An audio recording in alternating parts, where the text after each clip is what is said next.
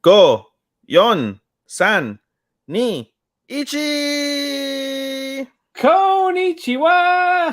Minasan, konnichiwa. Hello, everyone, and welcome to another exciting episode of Talk to Keki. Is the penultimate episode of the season. Penultimate week. Yes, heroes like to job. Pandora's actor is best actor. We might have a Big Brother complex in Engaged cast. We don't know. I hope not. We already have one. We don't need another. One's enough. Anyway, I am Matt, your host, as always, and to join me, as always, again, Ethan. What's up? How you doing, buddy? Oh, god damn it! I always want to start in Japanese, and then I'm like, Gombawa Makun, genki desu ka? Hamina. Gombawa Makun, genki desu ka? Daijobu today, folks. It is Daijobu today. Daijobu. Awesome. Yeah. We had to stop a little bit because I had a wedding. Ethan was behind. Yes, but we were able to catch up to do it today, and we will have most of the finales done on Monday for your listening pleasure. Did you do the everyone tag? I did not. Okay. Yeah. You got to use your everyone. Let you deal with that. Everyone. And then we're gonna get the people like, I don't like when you tag everyone. Man, go untag yourself. Suck on a fucking dick with shut up.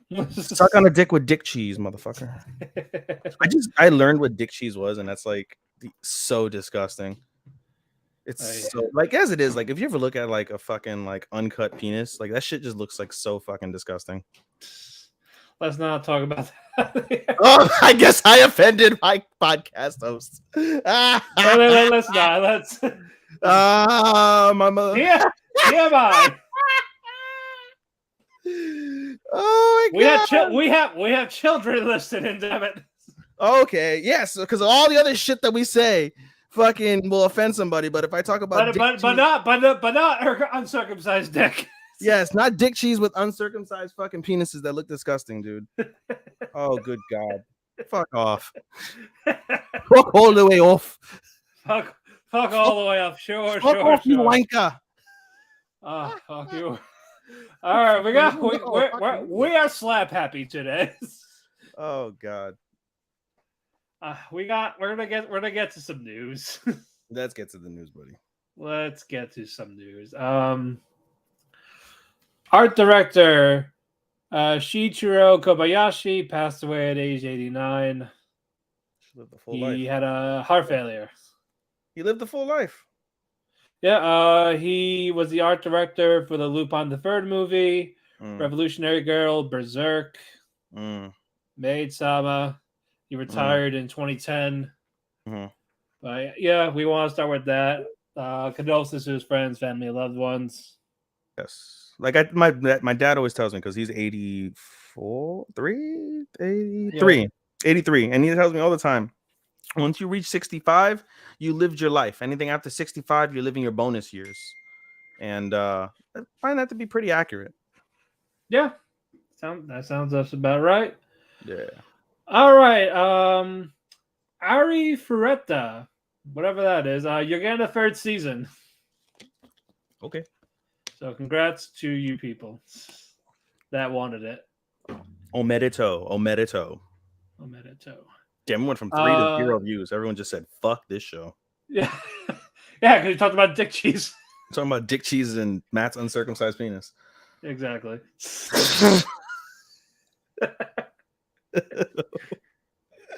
Anyway. Let's see. Frieren Beyond Journey's End is getting an anime adaptation. We don't know when we're getting that, but it is soon. Video games, Sin Duality is getting a TV anime. Mechanical Arms is getting also an anime project. So far, I mean, that's the first one that like raised my interest. Like, oh, that sounds like something I would want to know about. Yeah.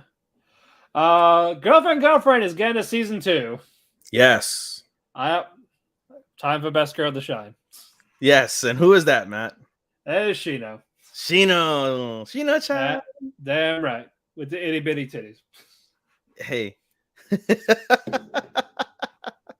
Small gang.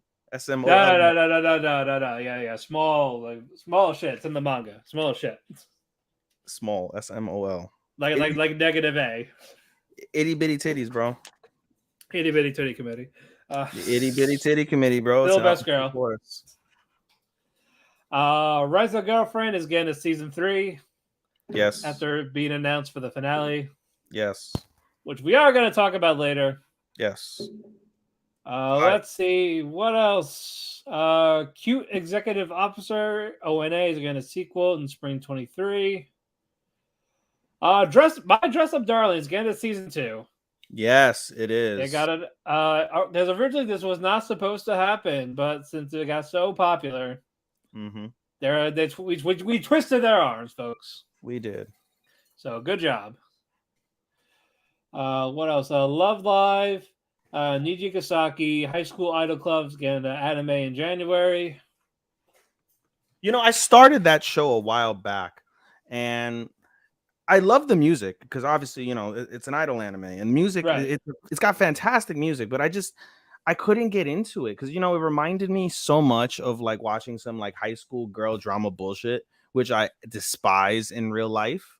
And like, you know, they're the fighting between the girls and them trying to get to know each other. Like it didn't hit me at all. So I remember your predecessor, Patrice, in our group. Shout out to anybody who in our group that remembers Patrice.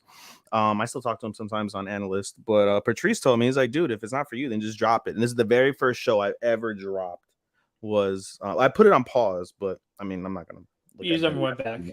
Yeah, I never went back. I mean, like I said, it's got great music. Animation's really pretty. It's just I learned that idol anime, not my thing. Like I skip at this point. I won't watch an idol anime. It just doesn't. It won't do nothing for me. That's a fair statement. Let's see. Moving on. Tokyo Mew Mew New is getting a second season in spring 23. This one I'm going to watch both 3. I don't want to get hurt, so I'll max out my defense is getting a season 2. Yes, I've heard a lot about that one. It was a fun one. Yeah. Manga Hunter x Hunter resumes serialization. Yes, humongous news. Yep. The next volume will come out on November 4th. It's the first one in 5 years, they said. Yep, and we'll take another 5-year hiatus. Hopefully not, man. Hopefully not. I hope not. Guy had super irritable bowel syndrome. Not good. Yep. One more. Chainsaw Man. They revealed they're gonna have 12 different EDs every episode. So you have to like listen to the ED every episode. Like that's a thing. Yep. This season. Well, I listen to all of them anyway, so I don't generally. Although you know what I've been doing? I've been listening to the OPs more. So like I love. I don't skip either of them. One of my favorites is Lyco. One of my other favorites is Overlord. Abyss, of course, has a great one. I skip. Everyone loves Call of the Night. It's a good one, but I skip it. I like the ED better. Yeah, I'd say so. And then I love listening to not the OP, but the ED for Ruby, which we'll talk about. Yeah. Bet. So Chainsaw has 12 chances to win ED of the season. It does, right? We got to be specific. So they win. We got to figure out which song we like the best. Chainsaw Man, episode 6, season 1. It is 12 different artists, each one. Yes, indeed. So I'm looking forward to that. That is very unique, though, not for nothing. Yeah, and thankfully it's just 12 episodes and not something that's going to carry over into the new year, so we can actually rate it. Yeah. I think the only one I'll go over is, obviously Bleach, and then To Your Eternity, probably. To Your Eternity always has great soundtrack, so that's going to be a front runner off rip. Yeah, I hope Hikaru does the OP again, like the last one. Didn't they announce anything regarding that or no? I don't think so. I could look. Give me 1 second. So why you do that? Do you ever like find an old toy for Haru and then you throw it and then Haru just is immediately like into it again? Because like one of his toys? Yeah. Yeah. No, not one of your sex toys, Matt. One of that's one of the cat toys. Cat toys, yes. All my sex toys are in the suitcase. They stay in there until I use it. I don't own one. Don't own a sex toy. Everyone's shocked when they're like, "Oh my god, I you have go a through like suitcase. these perpetual bouts alone. You don't own a hole. You don't own a fucking I pocket have piece." I don't. I have a suitcase full of stuff to use. The more you know about Matt, ladies and gentlemen. Handcuffs, floggers, paddles, dragon whip, Uncircumcised penis. Exactly. Damn right. Sean's gonna be like, "Fuck this episode. Fuck it all to hell." The uncircumcised episode of Talk to Keki. Oh god. We're done with news and penis talk for now. Yes, we're done. Now let's get to some penultimates. Stuff we're watching separately. Ethan, go ahead. I actually have 2 season finales, not penultimates. I have 2 season finales. Well, I have one penultimate, and because they can you do me a favor? Can you check if Black Summoner has been given anything like a core 2? Because on Analyst it just says episode 11, right? Just 11, but it doesn't tell me like, well, when it is it out of 13? Is it 24? Is it just continuous until let me look at Black Summoner. So in the meantime, while we talk about Black Summoner, Black Summoner is always what I finish with because it's the best one of the bunch that I'm watching. We'll go with my first finale in my isekai life. It was pretty decent. And the next episode is the last one. Really? Yep, September 24th is the last episode. Oh shit! They didn't fucking update it on an Analyst. That's fucking whack. Okay, anyway, my isekai life was solid. We continue to see the battle between him and the sage. Excuse me, I forget the sage's name. So we'll call him the Great Sage. So we see the battle between him and the Great Sage. What pissed me off about this, and it definitely like didn't help its favored, like when I wrote my fucking review on it, was that he went so far negative in his MP. Like for every other show, if you have 0 MP, you die, right? Right. He's at negative like 789,000. And nothing happened to him. He's not like, you would think like if he goes in a negative, like he starts feeling like weight, fatigue, at least, right? Like when you hit like negative 250,000, you start vomiting blood or something. No, everything was relatively fine with him. He went into like the negative like 700, 800,000 MP, fucking casting his magic. And he finally figures out during this battle that he uses like some holy divine call, right? Like it's like divine light or some shit, and he hits it, and he's actually able to affect the sage, because the sage again is an unholy reincarnation of the original sage. So he realizes he's able to affect it, so he spams this godlike maneuver like I think between like 2 and 4 times. I don't remember. But he spams this again. It's just negative. MP's just going negative. And he's spamming it. And the fucking sage doesn't die. So he spams it one more time. He realizes, all right, let me use this dagger that was given to me by the father, because this is the prophetical weapon that's supposed to save the world. So he does the divine light call into the dagger and then goes after the sage and manages to physically wound the sage, and that's what kills him. And ends the battle. And so the world is saved.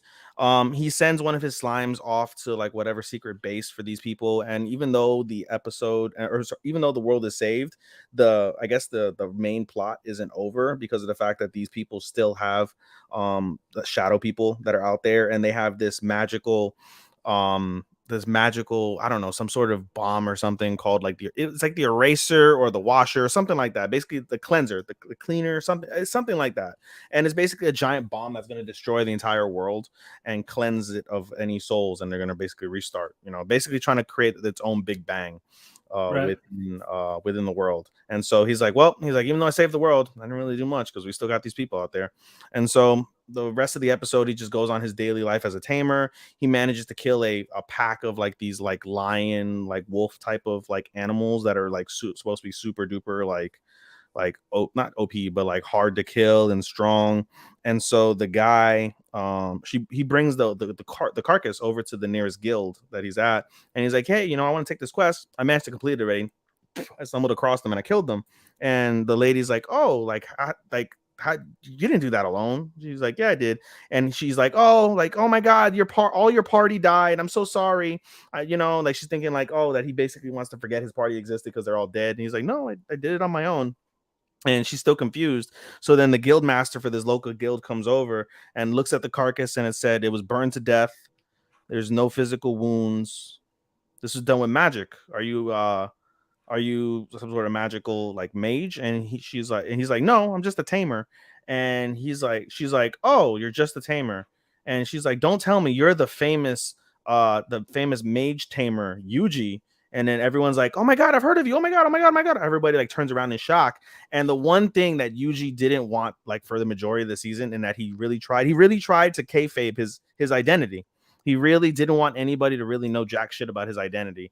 And now at the end of the season, everybody knows who he is because he's the guy who saved the world twice. Saved the world from the giant dragon, saved the world from the great sage, with his magical slimes. And that's how that episode ends. So they basically, with that like thing of the cleaner and like the cleansing of the world, they gave us the in for a season 2.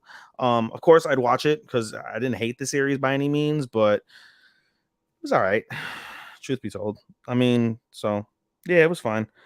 All in all, I gave Isekai Life a solid 3.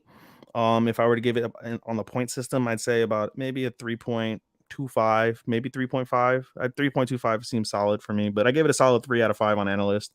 And yeah, as I've said, and I wrote in my review online, analyst.co. No, I'm sorry. I wrote it on my anime Instagram, anime AI_anime24. Easy plug right there. Quick plug at the beginning. But I wrote it on there, and I wrote it in our group, obviously, Matt. I think Black Summoner is very similar to Isekai Life, and they did the whole OP Isekai character with a slime. They did it way better, I think. And that'll be that on that. So that's that. Next one is Ruby for me. Ruby was again solid. Basically with Ruby, the final episode. Well, did I go over the episode? We're going over 2 episodes for most of them, right? Some of them. I think we didn't some of them, not all of them. Yeah, we are doing 2 episodes because we didn't do one on Thursday, and it comes out on Sundays. So yeah, for this one, basically we get the final battle between Blake and Weiss. Basically it was what's the word I'm looking for? Like surmise. Summation. I think it's summation. It was a summation basically of the whole idea of the show, which is the power of friendship, the power of unity, the the power of teamwork, and that's what it took to defeat the 2 nightmares that we're a part of. Basically, not Blake. Ruby had issues with defeating the nightmare, couldn't figure it out. She's just constantly battling, couldn't figure it out. And then eventually she listened to what Weiss told her in the dream when she was inside of her dream in that dream, which is confusing the way I just said it, but that's the way it was broken down. But basically it said, the nightmare is always within your shadow. So she stabs her shadow and out comes the nightmare. She's able to defeat the nightmare. It wakes Weiss up in her dream, but Blake is still afflicted, and so they basically do the same thing. They stab, I think they stabbed the was it Weiss's shadow? I think they stabbed Weiss's shadow, and out came that one. Together they were able to defeat the nightmare. All's well that ends well. Weiss is super embarrassed that she got caught up in the nightmare because she's supposed to be like Miss Perfect, blah blah blah. Like it was all right.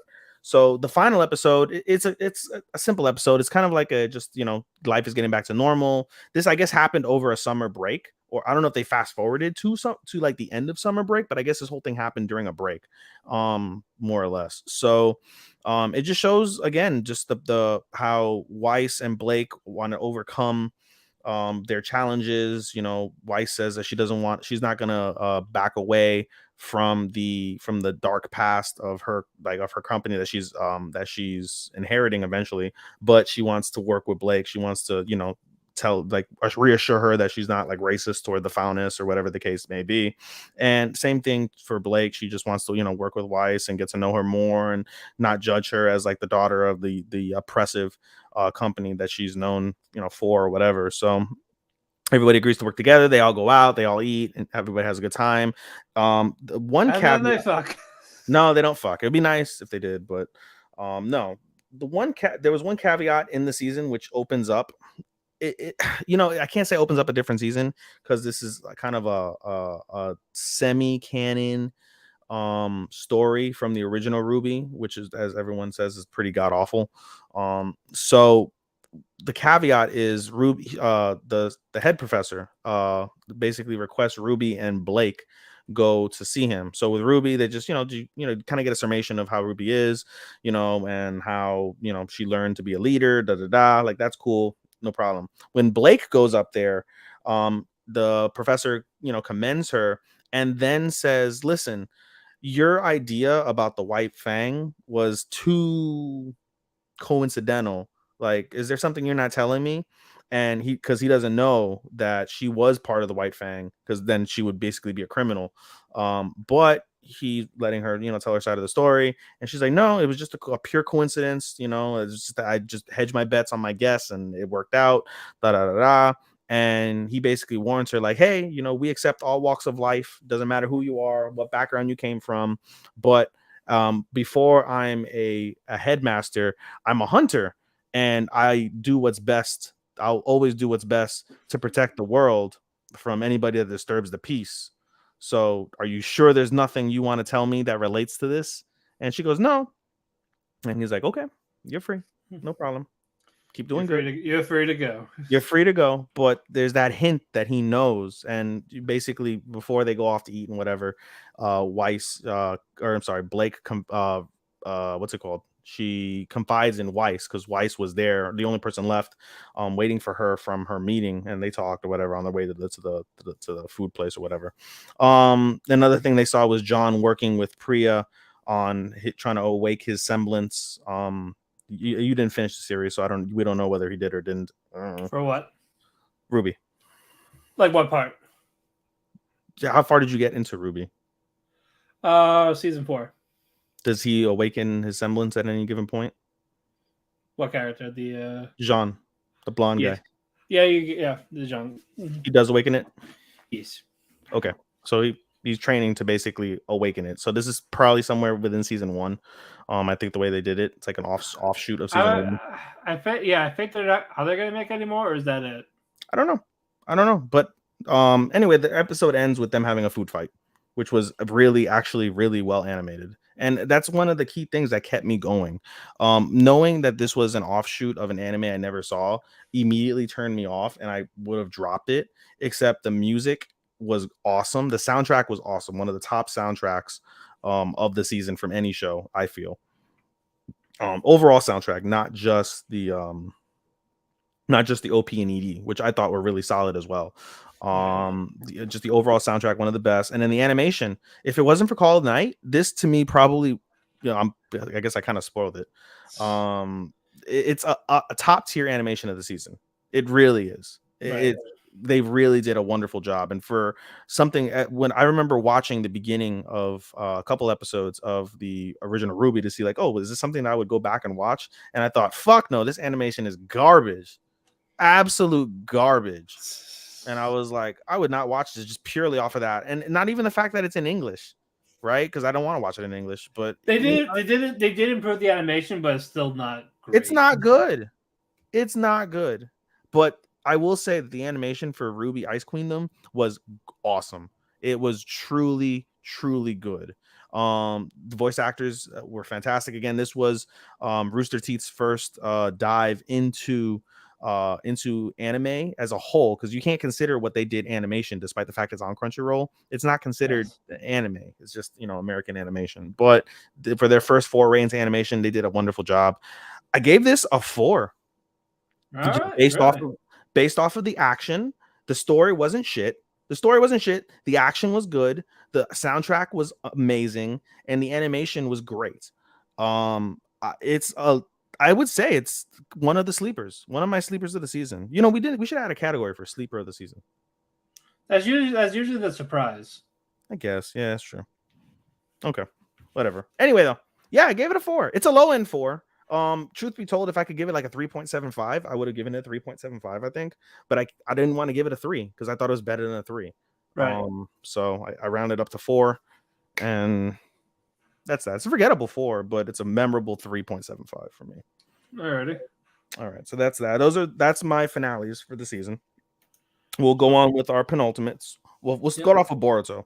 Boruto, it's annoying because the episodes are like meh, but the endings of these episodes, as they're getting closer to the conclusion of the arc, are finally getting good, and I'm loving it. We basically the episode, doesn't mean much. It really, in the grand scheme of things, the episode truly doesn't mean much anymore. I don't give a fuck about the children. I don't give a fuck about all these other fuck them kids. Fuck them kids in the academy. Fuck them. But the end of the last Boruto was solid. Basically, after what's the word I'm looking for? So, I have to, I guess, talk about that. Basically, the whole episode is based around a play that they're doing, which is centered around the story of Orochimaru leaving the village. So we got somebody playing Orochimaru, somebody playing Jiraiya, somebody playing Tsunade. Kawaki's playing Katsura, the slug. Are they really doing a play? They're really doing a play in the show. It's cute. It's fucking Christ. It's kind of cute. It's kind of cute. What's it called? Himawari's playing Minato. it's it's kind of cute. Anyway, the bullshit happens. Himawari and Kawaki are leaving, and one of the centerpieces of the episode was Keki, who's in love with Kei, received some sort of anonymous letter that said Kawaki is a shinobi. And the story kind of focuses around him trying to prove that, and he fucks everything up in the play. But he received the letter, and when you first see the letter, or when you see what looks to be the letter, you think it's bullshit. It's just something he made up. When he apologizes to Kawaki for fucking everything up.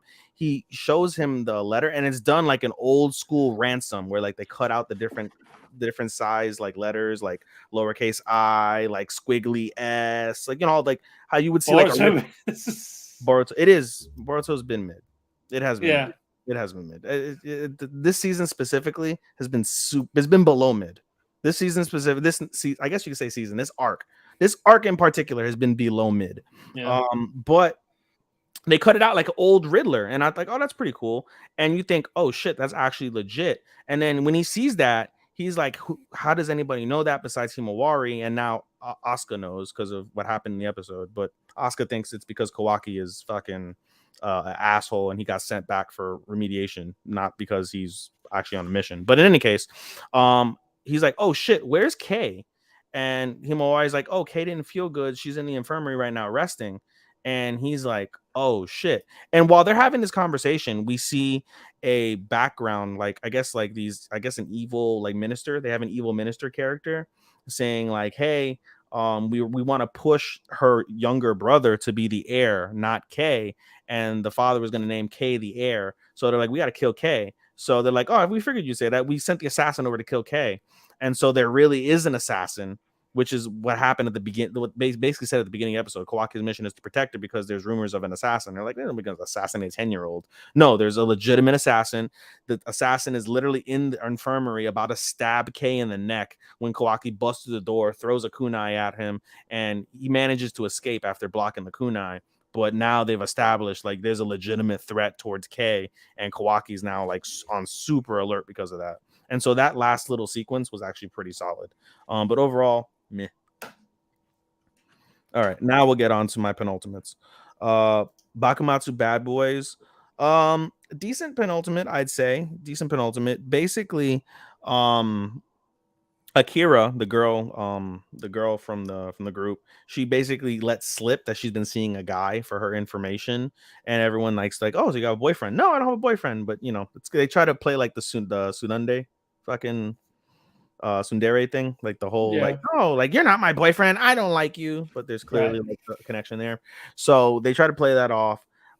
Meanwhile, they have the pieces to the map that we had talked about in the previous episode. They have different pieces, and they're like, we can't figure out this puzzle. So Ichiban Boshi is like, hey, let's collect more pieces, right?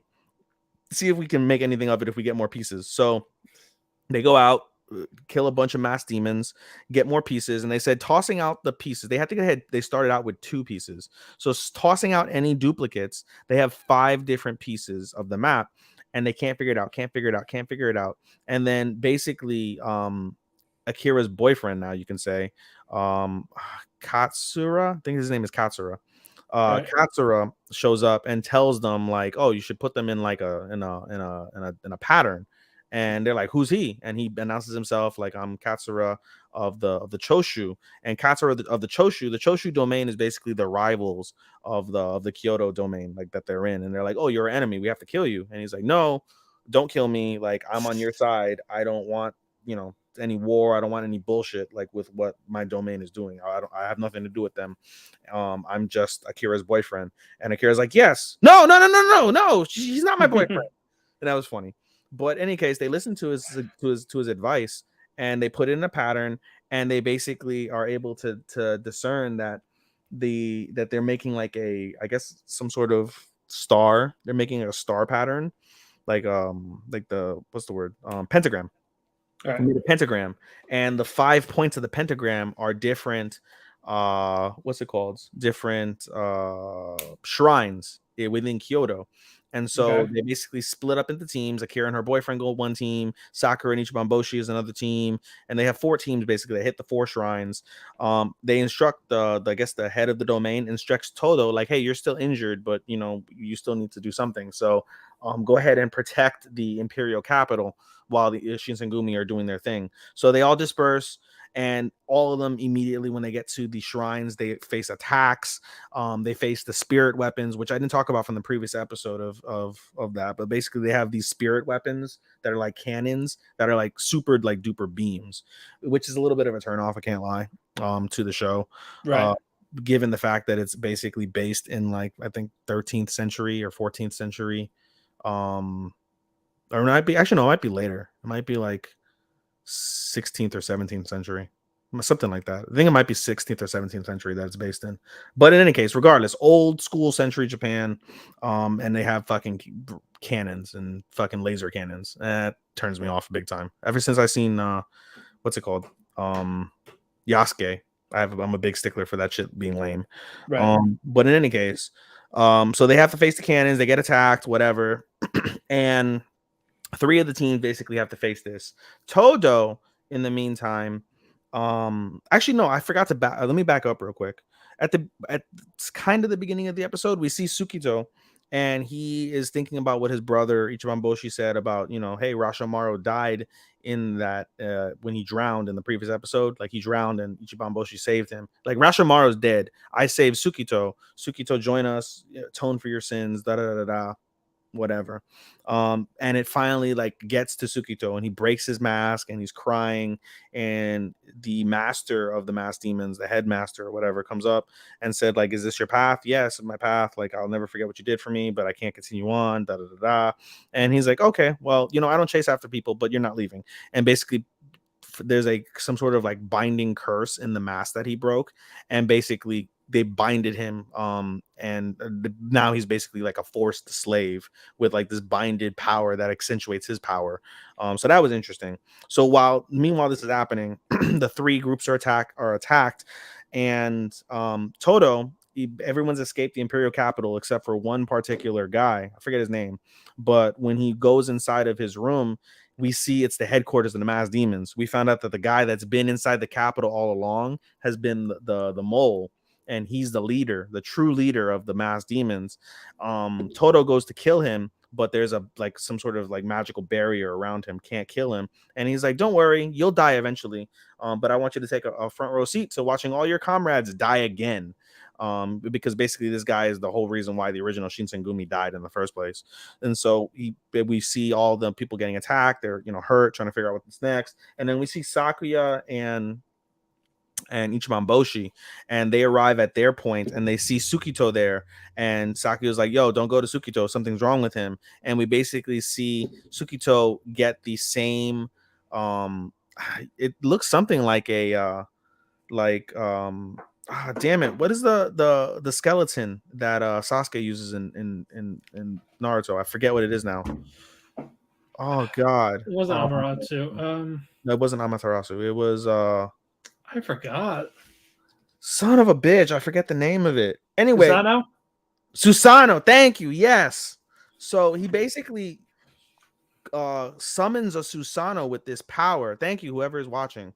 I appreciate that. Susanoo, yes. So he summons like a Susanoo-esque, except this Susanoo isn't a power of his own. It's the power of a reincarnation. They're reincarnating this like fucking, I guess, some sort of like ancient war beast that was slain by whoever the fuck, and they're basically going to use this ancient like war beast magical fucking guy to basically, along with the spirit cannons, to rebirth Japan, go after foreign nations and make Japan like the absolute best nation in the world. So kind of but really cool looking if nothing else. And it fits, I guess, the narrative in terms of like whatever it is. So not bad for that one. And then finally Black Summoner, which I didn't know was a penultimate until I got on the show just now. Black Summoner is pretty solid. Basically, we see, did I mention in the last episode, do you recall me mentioning about how he summoned the hero? Yes. Yes, I did talk about that. So he summons the hero. The previous episode is just them like acclimating, trying to get trained, etc. And she catches on pretty quick. Rion is the hero's name. She catches on pretty quick. This episode focuses on Kelvin and the gang. Kelvin gets summoned by the guildmaster. Kelvin is told, hey, this king from the other side of the nation has requested you, and he's also going to be the proctor for your S tier adventurer exam. So good luck. And so they send him off to the other continent. They're in the Western continent, so they go to the Eastern continent, and they basically need to head to an elf village, which is peculiar because with elves are only located in the Western continent. So the fact that there's a village in the Eastern continent of elves, makes them think. So as they're going there, they get attacked by the elves, and Kelvin's like, no, like, yo, I got this seal from the king. I'm here to see you guys. I'm here to help you.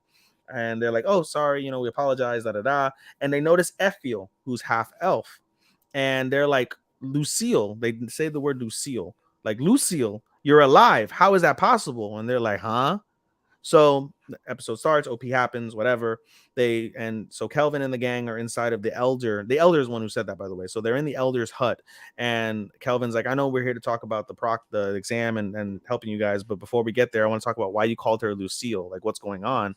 And so they give the story about how they were all in the Western hemisphere at one point, and I guess an elf fucked over like a dragon god, the fire dragon god, and the fire dragon god came over to the elf village, killed half the people in the elf village, and was going to keep on raging. But this woman, Lucille, offered herself, like, take me, direct your wrath towards me, forget the other villagers, please spare them. So the dragon god's like, okay, if you agree to be my wife, I'll I'll spare the village. And she agrees. They fly away. All's good. A few years later, they find Lucille in the forest, dead. And so, in fear of the dragon god, not knowing any of the circumstances, they fled the Western continent, went to the Eastern continent, and that's where they're at today. So they're like, hey, Effiel she knows nothing of her parents, and she was born with the fire dragon curse. And so basically putting two and two together, it seems more than likely Lucille was Effiel's mother. We still don't know who the father is, but at least there's a little piece of that like connected there. So basically the rest of the story revolves around Kelvin saving the elves. The elves are basically being kidnapped for some reason or another by these people that have like these crazy monsters or whatever the fuck. And so Kelvin's like, hey, can I renovate your village? And the elder's like, what? And he's like, hey, I promise if you let me renovate your village, like, you'll have nothing to worry about.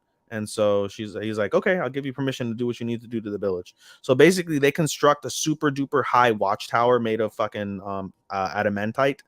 and that's where Kelvin and Effiel are. They basically turned the moat into like the moat. They made a moat around the village and turned that water into black water using black magic. And so if anything goes into the water, it burns. It burns, which is pretty fucking cool. They have Gerard standing guard, and Mel and Rion are out basically blitzing these people. And we find out that the perpetrators are the mixed demon army, when it's mixed with humans and demons of some kind or whatever the fuck. And so basically the episode focuses on Rion because Mel and Kelvin are like, okay, Rion, you're the hero. Without, they never told her she's the hero, but like, hey, go ahead and defeat everyone. She's like, okay. So she defeats everyone. She's OP as shit because she's an OP hero, including an S tier monster that they summoned, right? No problem, killed it, right? It took a little bit, but she didn't suffer any real damage. Assessed the situation, no problem. Killed it 1, 2, 3. The episode ends, and I don't know if I don't think I talked about this in the previous episode, but we see in the previous episode, toward the end of that episode, we see a meeting between the generals of Tricen, which is our main antagonists. They're basically like some sort of dictatorship, right? We see the 5 generals. We see 4 of them actually, and they're split. Basically, 2 of them don't want to go to war and destroy the world. 2 of them do want to go to war and destroy the world. So they're like, we'll leave it up to the 5th general. The 5th general basically is like a guy, is a man who deals with drugs, fucks women, but is super like feminine himself. Like he's got long hair. Right. He looks like a twink. He looks like a twink, but he's super like crazy. Like he's crazy OP, crazy, like wild. So this episode ends with him firing on Effiel and Kelvin. Kelvin deflects the bomb, and they're like, oh, I thought I killed you. And then Kelvin gets excited because like, oh, he's strong. I get to fight somebody strong. And he's a battle junkie, so he gets excited from that. And so that is my review. You have anything else left? Any what? Do you have any other shows? Is that it? That's it. Alrighty, very good. The Devil's a part-timer. This is a 2-episode thing, so I will make this first one quick. First one left off with Emmy and Mao. They beat that bear from the first one. From the previous episode, because the baby was crying. It's like, nope, you can't have this, so they fight the bear pretty easily. And you find out another reason why they're here is that someone's been stealing the family's crops. So they're like, all right, let's give them a scare. And they did, to the point where basically they thought they ran over one of the people. But she's just like holding onto the car like this is frozen still. And Emmy rips the car top. One of the fucking soils himself. Mao has his demon form. He's like, hey, I heard you were stealing, pals. That's no good. But all that happened, the thieves got arrested. They got a big payday. That was that episode. This episode, Mao wants to buy a TV. And his right-hand man is telling him no because they're poor as fuck. But they made some money. They made $500, so they could buy a TV. They could splurge a little. So they're trying to do that. And then the guy's like, oh, no, we got to spend, we have a 20,000 yen budget. And then Mao's like, aha, but I have credit, so I could save 5,000 yen. Save 5,000 yen? Yes, you can save $50 on a $2,000 TV. Okay. Sorry, $200 TV. $200 TV. What Again, the fuck? 20, what is that? CRT? 20,000 yen is $200. So 20,000 yen is? Oh no, you're right. Yeah, 20,000 yen is $200 for a TV. What is it? A CRT? I don't know. They didn't buy it yet. What is it? Oh my god. Okay. But yeah, Emmy's coworker says, "Hey, so Aisha asked me out to come with them, but she fixes a day. So there's what clothes do you think he likes?" So of course, Emmy gets angry because Mao and Aisha, they can't have nice things. They can't be happy because they're demons. so they deserve to die, even though they're not doing anything evil. Even the other girl's like, if they're here, they're not gonna cause any trouble. We really don't have to worry. Like, I think they're happy. Yeah, Suzuno was like, yeah, I think they're just happy here. Like, I don't think they have a desire to really go home. What's going on? And we see Gabriel again, that other angel. He's just living a normal life in this apartment. He's talking to the old man that he has coffee with in this same complex. And he decides to go casually walk into Mao's apartment, seeing Lucifer. Just takes his drink and his snacks. He's like, hey, what's up? Like, don't mind me, all this type of shit. But he's mostly there to talk to Lucifer. And he asks, like, so why are you with Mao and the others anyway? Like, you're like the second strongest person ever. All you do is just browse the internet and buy on Amazon. He's like, I have more fun here than just sitting in hell doing nothing. That's really it. Fair. So, you know, that's a good point. So he's talking about he's just neat or whatever. The neat of hell. The neats, yes. The ultimate neat. Basically, but Chiho didn't get to join them for the TV because, you know, she's still in high school. They're not.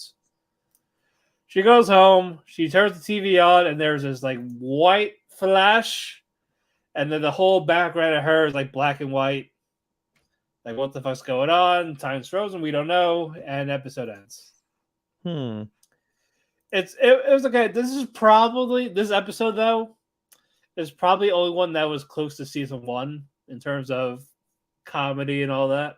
And that this season is just still not hitting. Like some of the characters are fine, but I feel like it's also a whole lot of nothing at the same time. It's mid. Yeah. It's not a disappointment, it's just more of just mid. Yeah. The maid I hired recently. Ugh. I can't believe you stuck through this to the very end. Yeah, me too. Man.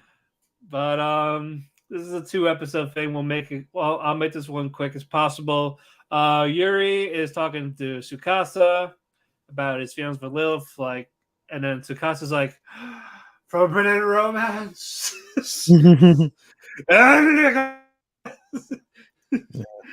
But yeah, she actually tells Yuri, like, yes, because you're in love with her. And he's like, huh? Like what's it? Like, he doesn't know what love is. Huh? Nani? Yeah. So that's going on. He tries to talk to Liv about it, but he forgets to. So I forgot why, but something happened. She was basically trying to get his attention at the same time. Like, hey, but like he walks past her. Like, do you want dinner, a bath, or me? That whole thing. And still nothing. It's like, I was kidding if you weren't.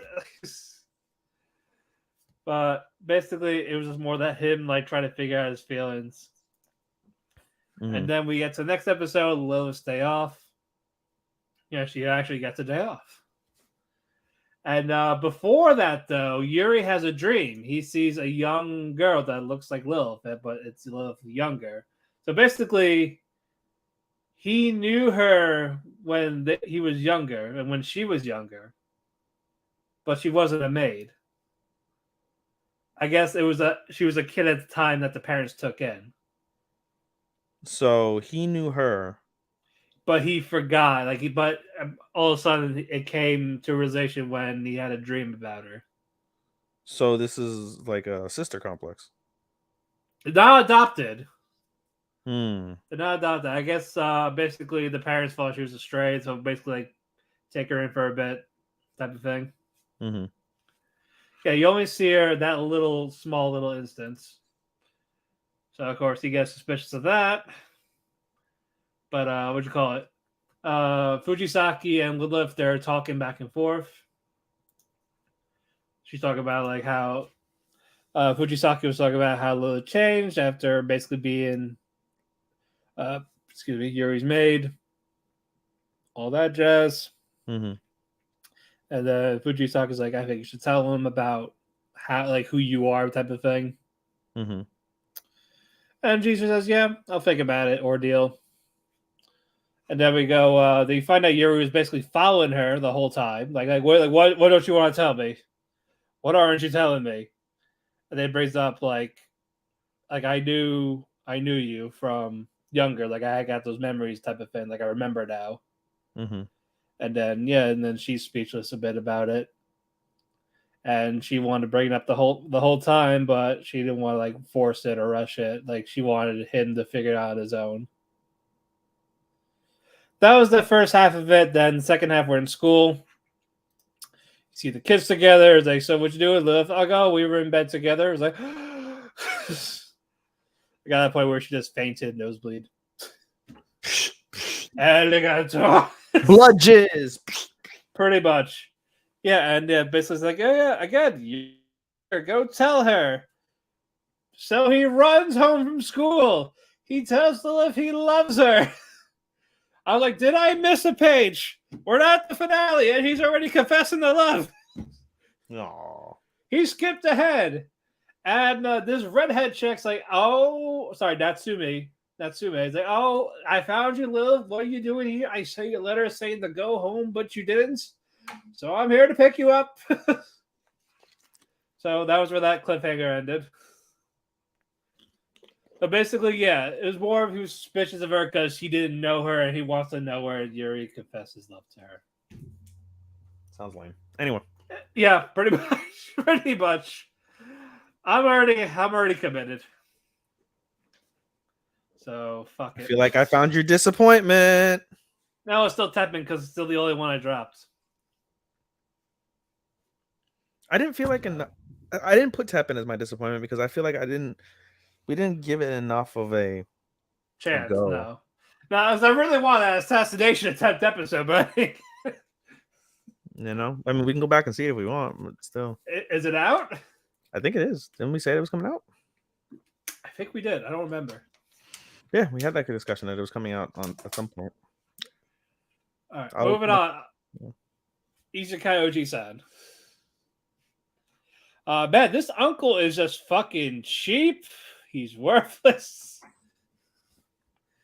And he was about to meet Sonic because there's a killer hedgehog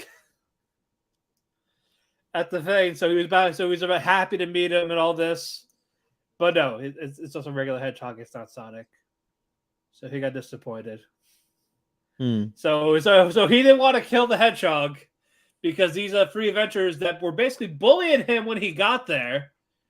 Well, first he saved them, and then he erased their memories after saving them because he didn't want them to know. Like he knew, like they know too much about me. No, erase the memories. And then he comes across him again for this, and he wants to meet Sonic. It's not Sonic; it's a regular hedgehog. He's like, oh, like they got it wrong. But yeah, his fucking nephew's like, that's what they really look like in real life. Also, we see the fucking rabbits from ReZero in here. Oh my god, do you? Yes, they were biting. Oh my god. In one of his flashbacks, we see the rabbits biting him. He was screaming in pain. But yeah, he talks to the hedgehogs like, why are you killing these people? Like, are they invading your territory and all this? And the hedgehog's like, no, I just like to do it because it's fun. I like to hear them scream and all this. His uncle had the serious look. He just blasted the hedgehog into bitty pieces. Fuck. He's like, nope. Like, what do you say? Nothing. Don't worry about it. Nothing. Yeah. Oh yeah. They have for his little his language in the other world. They called it Wild Talk. They finally have a name for it. Also, they talk about his first encounter with the Tsundere elf. After basically going berserk. Doing berserk, like he was killing all these monsters, demons that were like after being harassed by these free adventurers from before. and he sees the elf like about to die by this giant monster. He killed this giant thing, one swoop, and she was basically naked. So he takes this hoodie off and gives it to her. So she's wearing his hoodie, and then he sees her like dimensional pocket, like putting something away. So, oh, are you hurt? Did you get stabbed? What happened? So he starts unzipping her with the hoodie while she's naked. At first, she was grateful to him that all this has happened and she wants to kill him. I was like, what the fuck?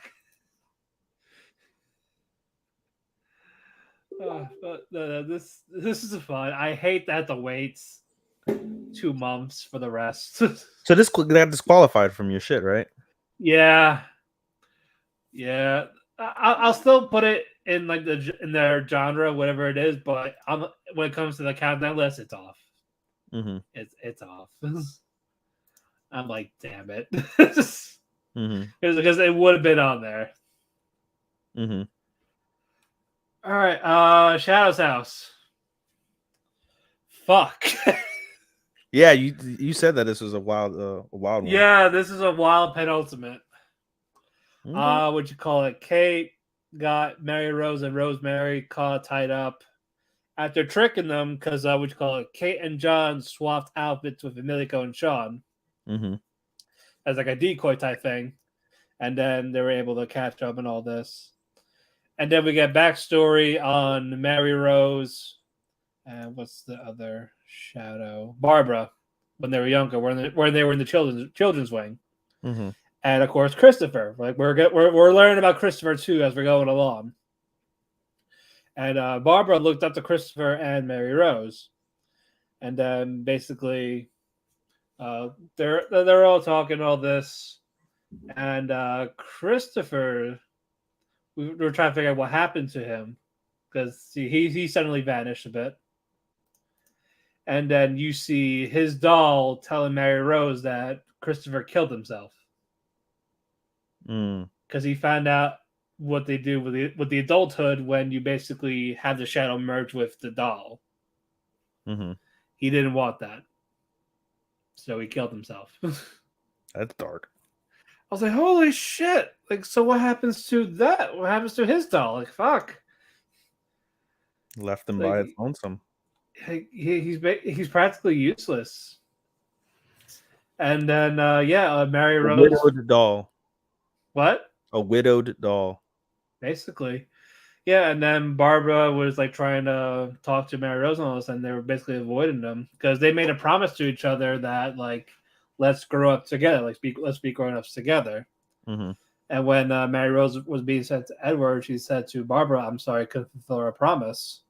And then and then we see Edward, and then basically Kate and Emilico, they're all watching on. They can't cross the bridge. And then basically once Edward says, all right, now come to me. Basically Mary Rose breaks free from her ropes and she starts trying to fight for her life, basically. But it doesn't last long. Edward basically stunned her. And then there was an explosion by the building. Mary Rose got free for a second. She grabs her doll and they jump off.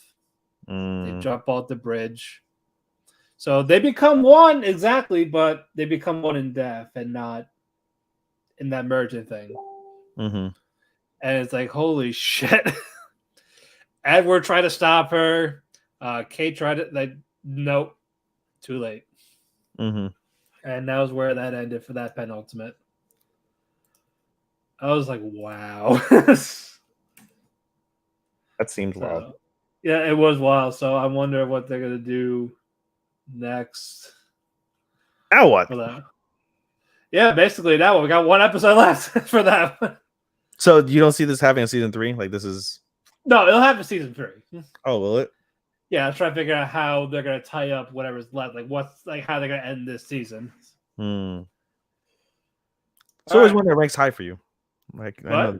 So this is one that always ranks high for you. Yeah, this is probably gonna be in the middle for right now. Like top 5. It might crack top 5 depending on the finale. Okay. But this is a solid top 25 of the year. It could be in here, yeah. It'll probably in the 20s, but yeah. Okay.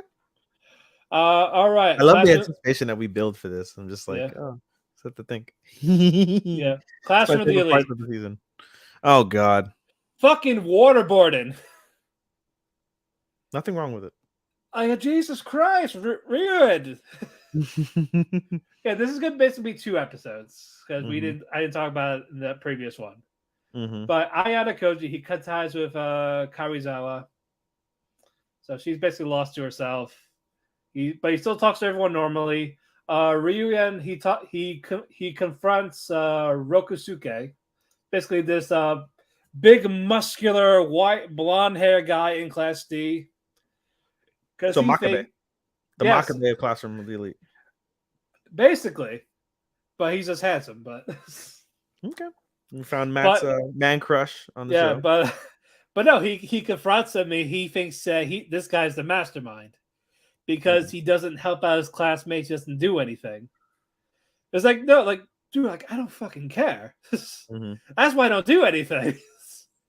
Like, I'll do my shit, but I have nothing to gain for fucking with people. So, like, also, are you gonna bother me more? Because I have a date tonight. Fuck you. And he starts calling Dragon Boy, and Ryuen hates that. And this girl from Class B, she starts mocking Ryuen. Like, I'm just gonna watch. I'm gonna jump in. Say, oh, is Dragon Boy upset? So he gets pissed off. He goes to her, starts getting ready to punch her. But one of the classmates jumped in. Suzune tries to break it up. It's like, no violence and all this. It's like, what violence? Like, you're right there, guy? My classmate's like, oh yeah, I just tripped. Like, I see, there's no violence here. We're all getting along. We're just bantering. So Ryuyan, he gets pissed off. He walks off. But he sends an email to Karuizawa saying, meet me here. But she doesn't know it's like from him. Like, come alone type thing. Too sweet. Whoever said that. Yeah, it's too sweet. Whoop, whoop. Whoop, whoop. So basically, this is his way to lure out the mastermind. Basically, get the pawn.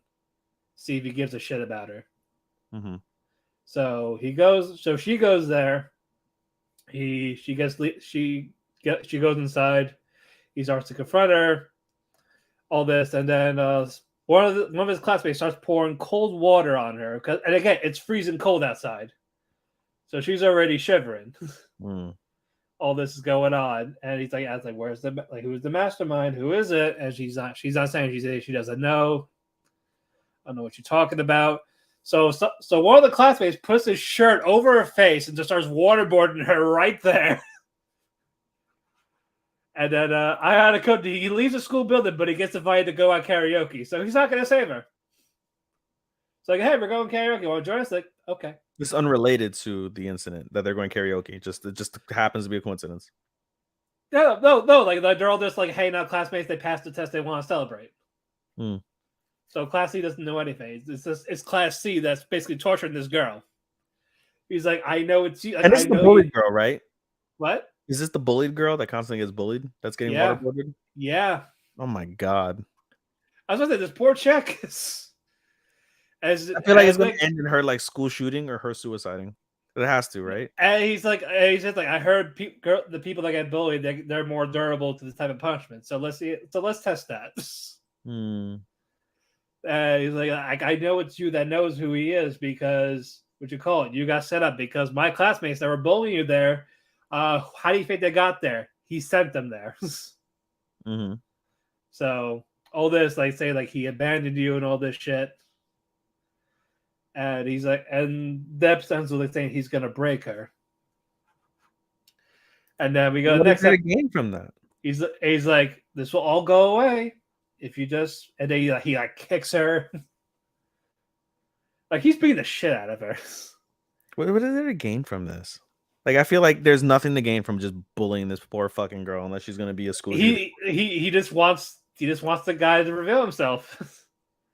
He believes violence is power. That's his thing. I feel like you've convinced me to not watch this show at all. I'll get to it. But Ibuki, she's telling him, all right, that's enough. Like stop. Like, Like, you proved your point. Like, he's not gonna, like, nothing's gonna happen. He's not coming. He's like, I'm not done yet with her. So he's just enjoying it at this point. And then she says to him, like, fuck you, I ain't telling you shit. After that. Like, there you go. He's like, what a pity. And then we go back to Ayana Koji and the classmates. He says, once they're at the karaoke, he's like, oh yeah, actually, I'm gonna go bounce. Like, I'm actually tired from all the exams, so I'm gonna leave. So he talks to the teacher. Like, he goes back. He's talking to the teacher. And he says, class C is gonna do something. So I need you to, like, report it in a bit. So he has that. So she's gonna be a witness, and so is the former student council, Horikita Manabu. So he convinced him to basically assist him in this type of regard, because he still has pull despite not being a council president. But the exchange was that he helps his sister get into the student council in his place, type of thing, like a secretary job or something like that. He's like, okay. So yeah, he starts going in there. Yeah, because this was when she was being warded too. Like, we're going, like, back and forth. Like, we see where it ties in, like how far in there. Ayana Koji, he goes in. They're like, three of the students are like, no, that's not him. No. Then, because he's like, that's like in the background and all this. It's like, oh yeah, like, I know your camera's broken from the last exam because I was the one that broke that camera. So fuck you. And so the classmates start to jump him, and they all get their asses kicked. Every single one of them, even the big bulky guy.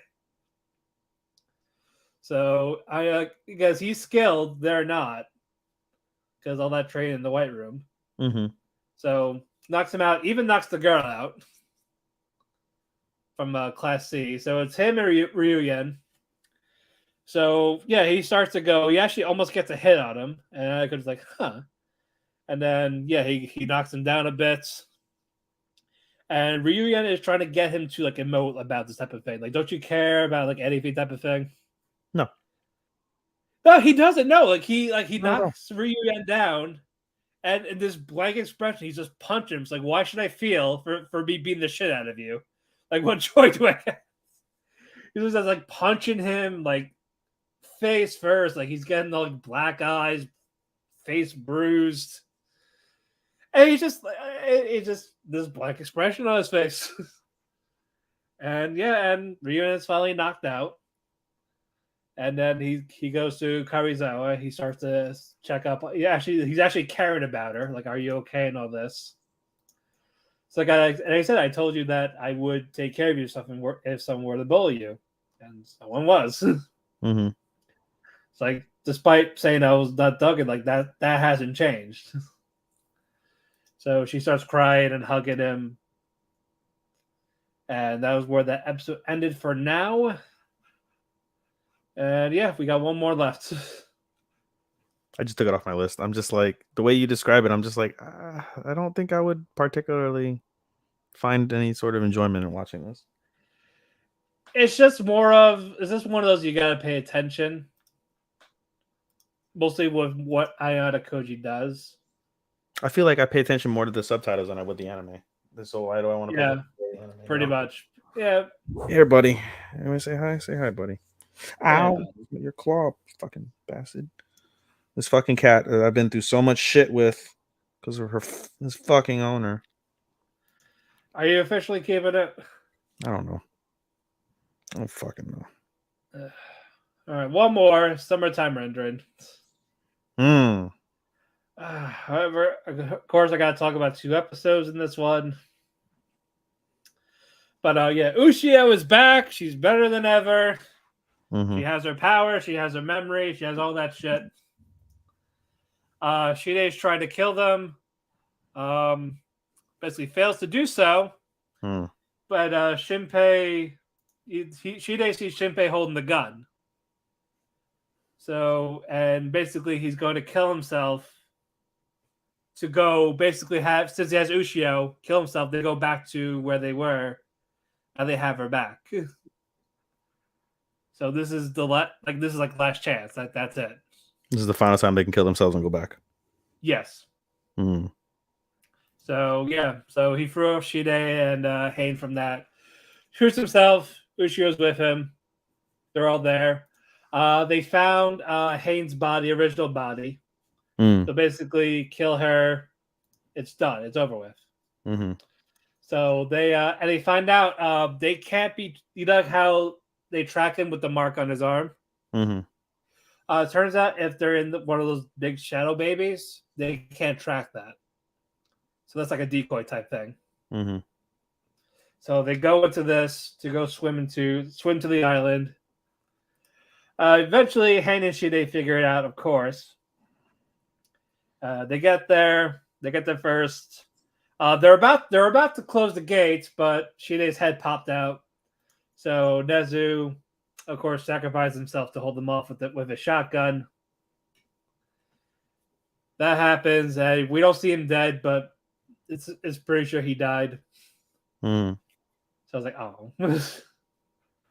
So yeah, they're all there to see Hain. Shide comes out. They're all fighting. Everyone's fighting. So gets the Shadow Hain trapped with the nail gun. Ushio's about to deliver the final blow, but Hain starts like to scream of stop. This made her stop. And we find out Shide is the one pulling the strings. Mm. And it's not the real Hain there. It's her like alter ego that started everything. Mm-hmm. So the real Hain is in the other side, where the shadow creatures are. Mm-hmm. So killing this alternate ego doppelganger ain't gonna do anything. Mm-hmm. Really, the only thing it will do is affect Shide's armor. Mm-hmm.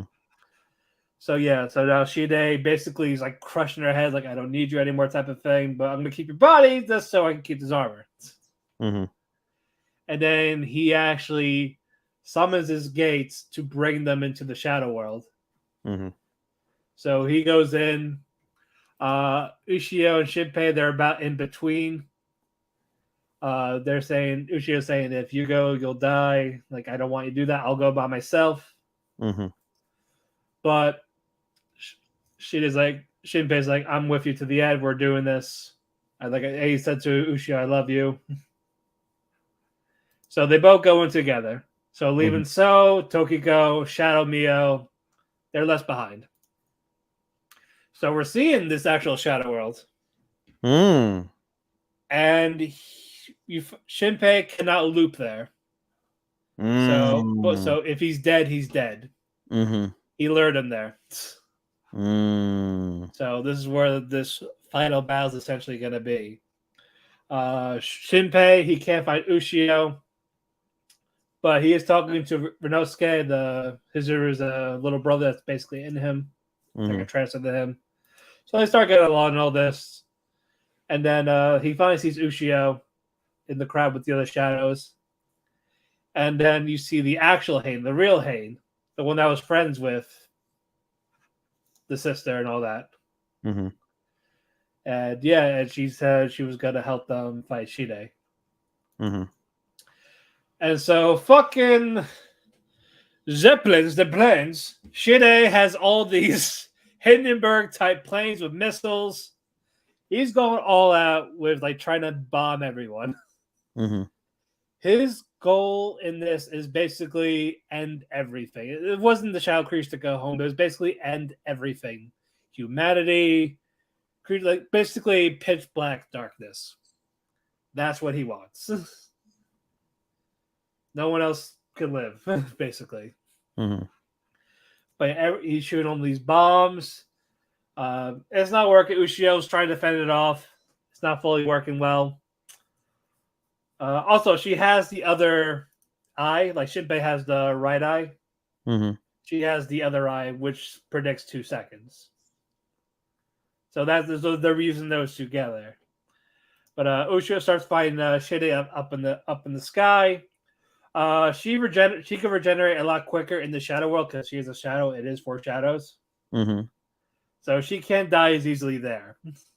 Mm. She can, just not easy. So Mhm. all that's going on.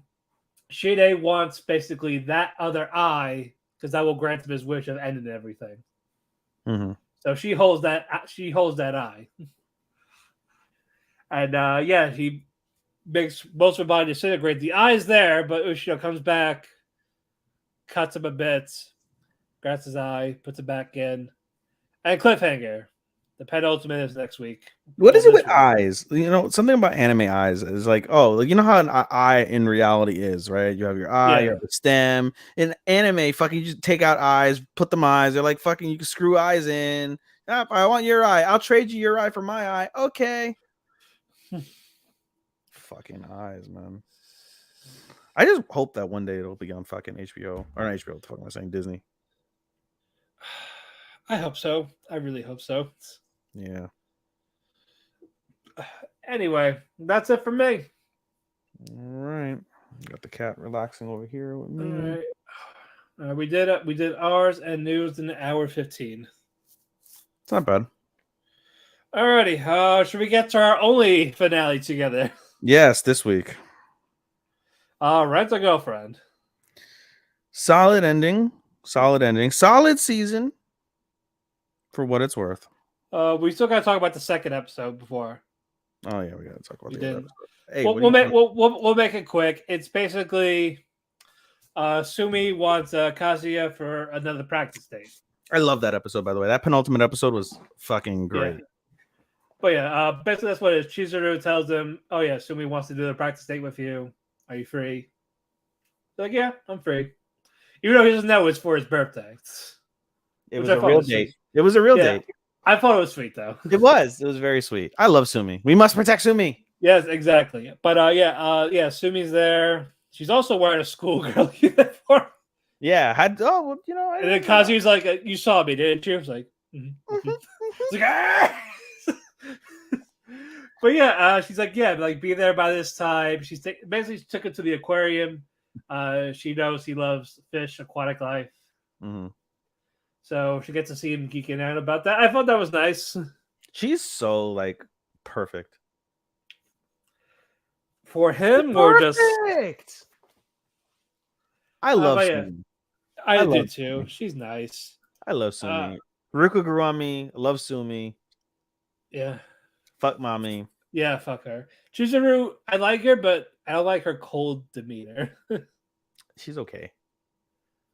She has the better body, but personality-wise, Sumi Ruka. She's got the best tits. She's got an ass. But, yeah. Chizuru does. I guess. Yeah, but Ruka has a slender type body. And Sumi's got the nice type. Sumi is who you want to take home to your mom. Yeah, and Ruka is someone you want to... is your college friend that you hook up with. Yeah. Ruka's hot, though. Oh, yeah. No. Agreed. Definitely on the Keki side. Especially after that kiss. Ooh. Right? Yeah, I thought, like, hey, if they were at the grandparents' house, he would fuck her right there. Doki. Like, he was close. Bro, all she had to fucking do was, like, lean back and open her legs. Or pet him. Or pet him, straddle him, grind him, ride him. That's it. Done. He's done. He's done. Sawate. Yeah, exactly. Sawate. Enhance. Enhance. But they're doing the aquarium. They have that. What? Pantsu. No, we're not Mishuka Tenseis.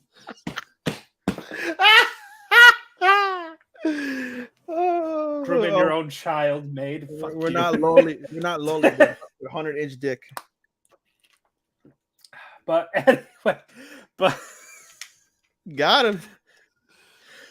Anyway, they're doing the shampoo thing. They get wet. They thought they'd be fine because they're further up in the seats.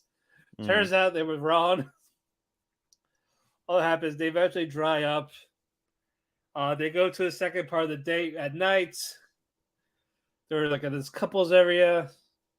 Everyone's holding hands, kissing. And Sumi talks to Kazuya like, you look bothered.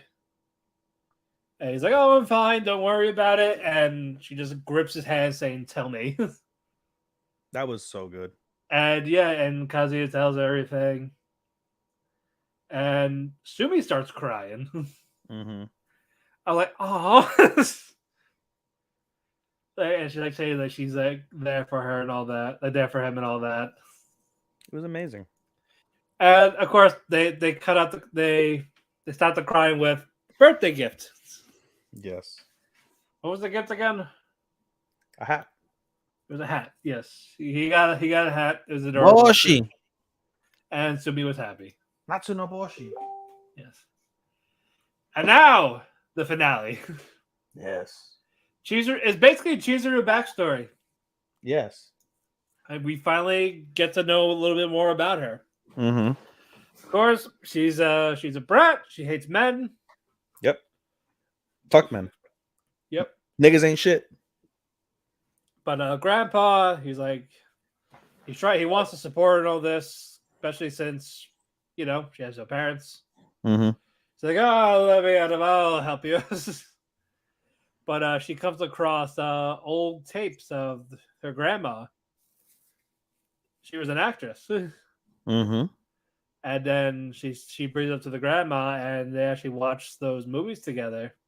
And she's a bitch in the movies. Yeah. Yes.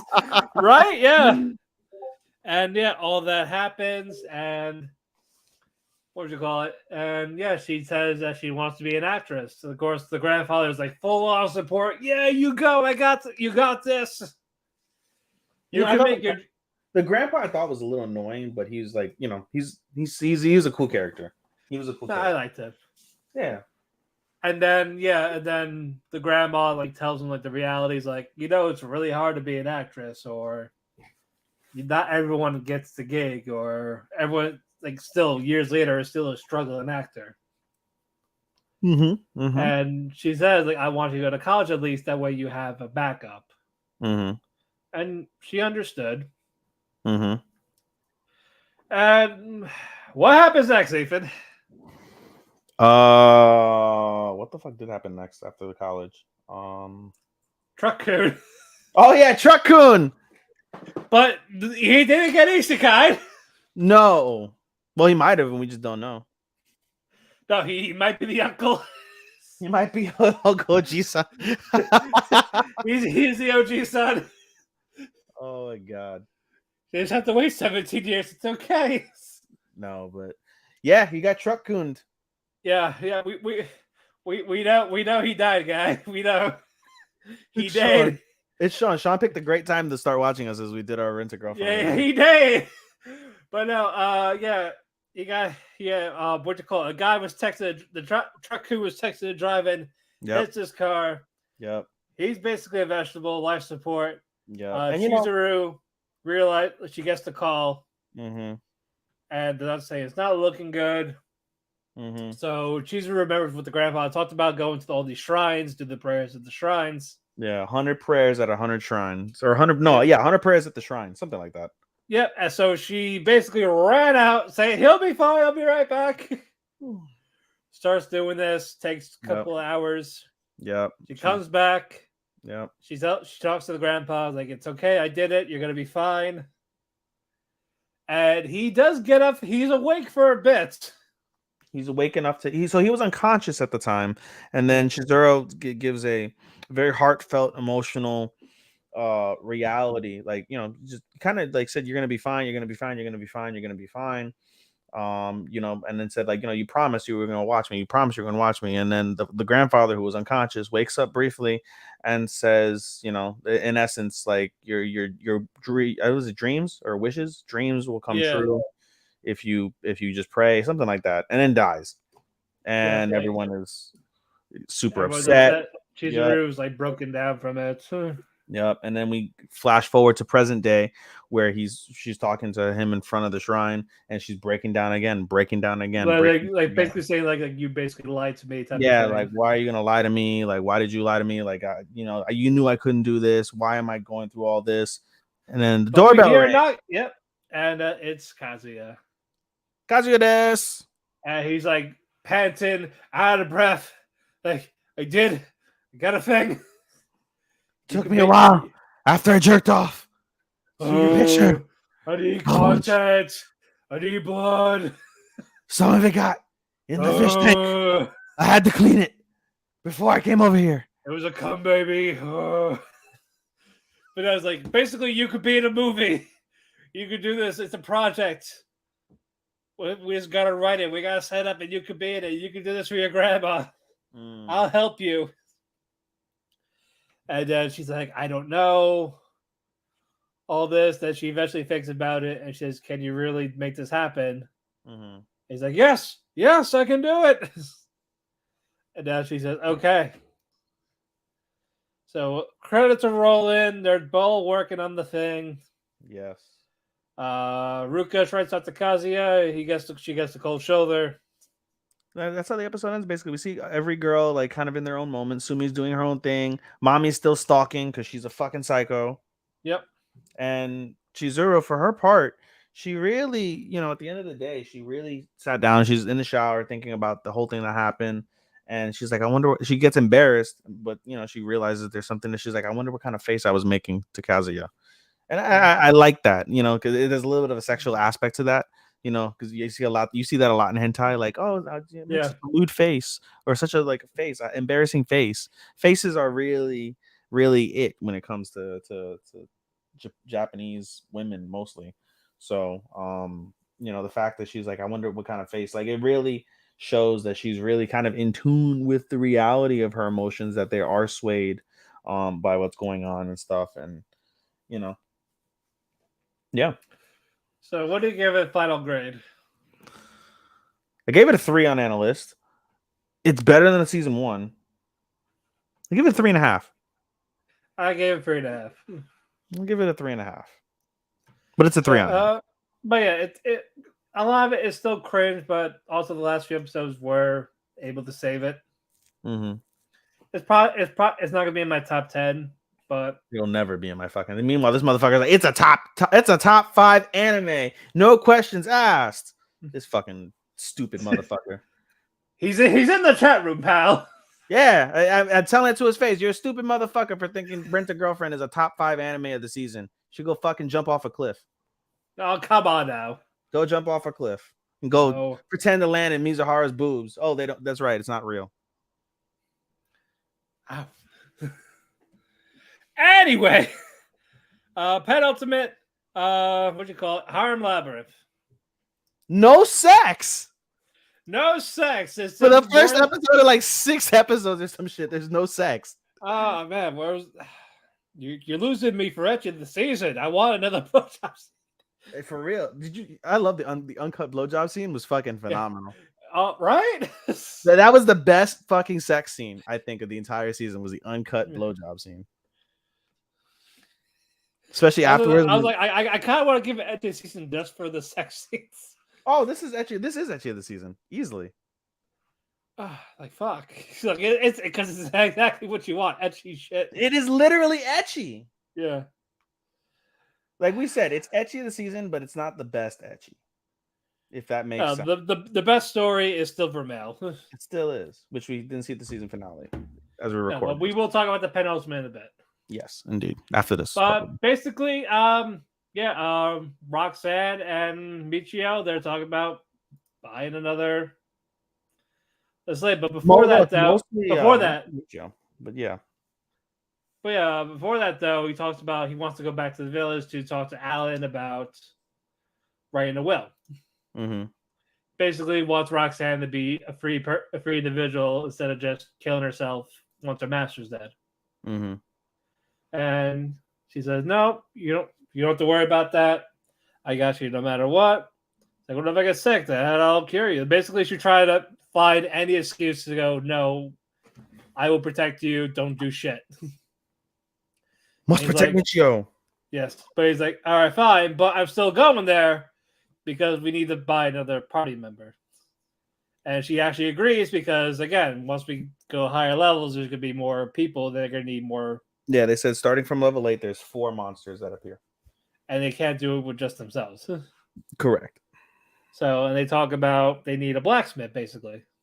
Yes, aka. So those are essentially dwarves. Dwarf. Yeah. So yeah, they go to the town. They talk to Alan. Also, they have the skull coin that turns to gold, so that's worth a lot of money. Yes. 100,000, I think. Yes. Yeah. So yeah, he talks to Alan. He talks about needed I need a party member. He's like, yep, I agree. And he talks about needing a blacksmith or a dwarf. Like, I have one. She's not that good, though. But she's not a blacksmith. Mm-hmm. And her name is Sari. Yeah, and so at first Michio was like, well, whatever, and then it was what's her face? Roxanne that was like, well, we owe it to at least, see what's up with this slave. Yeah, let's still talk to her. And he's like, all right, like very well. Brings her in, and she's a little meek girl, and she's really trying hard to be bought. She really is a good girl. She's a level 10 adventurer, and we find out that once you hit level 10 as a dwarf, you're able to change the blacksmith, but she was never able to accomplish that. And so there was that. And so again, they go back and forth, they have a conversation, and they're like, all right, well, it's all we've gotten. And I found it very curious, unrelated to this. Yeah, I found it very curious that Alan kept trying to rush them. They're like, is that all? Is that all? Is that all? Yeah. Unrelated, nothing became of it, but I thought that was kind of interesting that he kept trying to rush them when trying to buy the slave. Like, is that all? Are you done talking? I guess he's trying to say you're probably better off with someone else type of thing. Kinda, maybe. That's about the only thing I can surmise. But anyway, yeah. So they're like, all right, whatever, and they're like, all right, Alan leaves Michio and Roxanne to talk, and they're like, well, what do you think? Like, oh well, and which was another interesting caveat. They're like, that girl's not 16 because of the fact that her ears, as you get older, the ears of dwarves, they thin, and she has very thin ears. But at the same time, unless it's like a different breed type of thing. Yeah, perhaps. And so Michio and Roxanne, Michio has a discussion with Alan. Roxanne goes to hang out with the little talk to the old lady that took care of her. Yeah, and they have and then basically Michio hardballs the shit out of Alan to get the dwarf for like a super cheap price, and eventually on top of his 30%. They agreed to really low. He talks about like, well, you did save me from the thing, so yeah, it's like, well, you saved me from the thing, so I'll give you the cheap price of 250,000. And then Michio looked at him like, nigga, are you stupid? And he's like, he said that after the prices. Yeah, no, he's like, he started off at like 250, and he's like, then he lowered down to like 170. No, it's like he's like lower. He's like, I'll do it for 200, and he's like, that's all. And he's like, all right, I'll do it for 170. He's like, they get closed, right? He's like, yeah, there's normally another like 4,000. And he's like, throw that in. You got a deal. Okay. So he got the slave for about half off. Yeah. And they get their party member. And so Michio's idea, though, the reason why he wanted to buy her, despite the fact that she wasn't a blacksmith, is he wants to help her unlock it. Yeah, he wants to help her unlock it because of his experience in terms of unlocking magic. He had to do a bunch of requirements, and he's like, I'm just gonna have her do a bunch of shit and figure out what it is we need until it unlocks. And so they use their warp magic. They go back, and she's just like shocked. She's like, "What the fuck is happening?" And they're like, "Oh, well, I could use magic, but that's a secret." This whole thing, and I thought it was cute. It wasn't a bad episode by any stretch. It helped the story for sure. Right, and we got one more left. So will there be a race up? I don't know, because I mean they're the same age. Michio's 17, so there's nothing wrong about 17, it. And they're both 16. So and they're both 16. Yeah, we'll have either have a threesome or basically it'll be a wholesome thing where he helps her get her potential. Either she unlocks the blacksmith or she unlocks another cum. Yep, exactly. All right, moving on. Cuckoos. I figured we would do Vermeil since it's still the ecchi. All right, we'll do. I'll say because it was a better story. So all right, fine, we will do Cuckoos.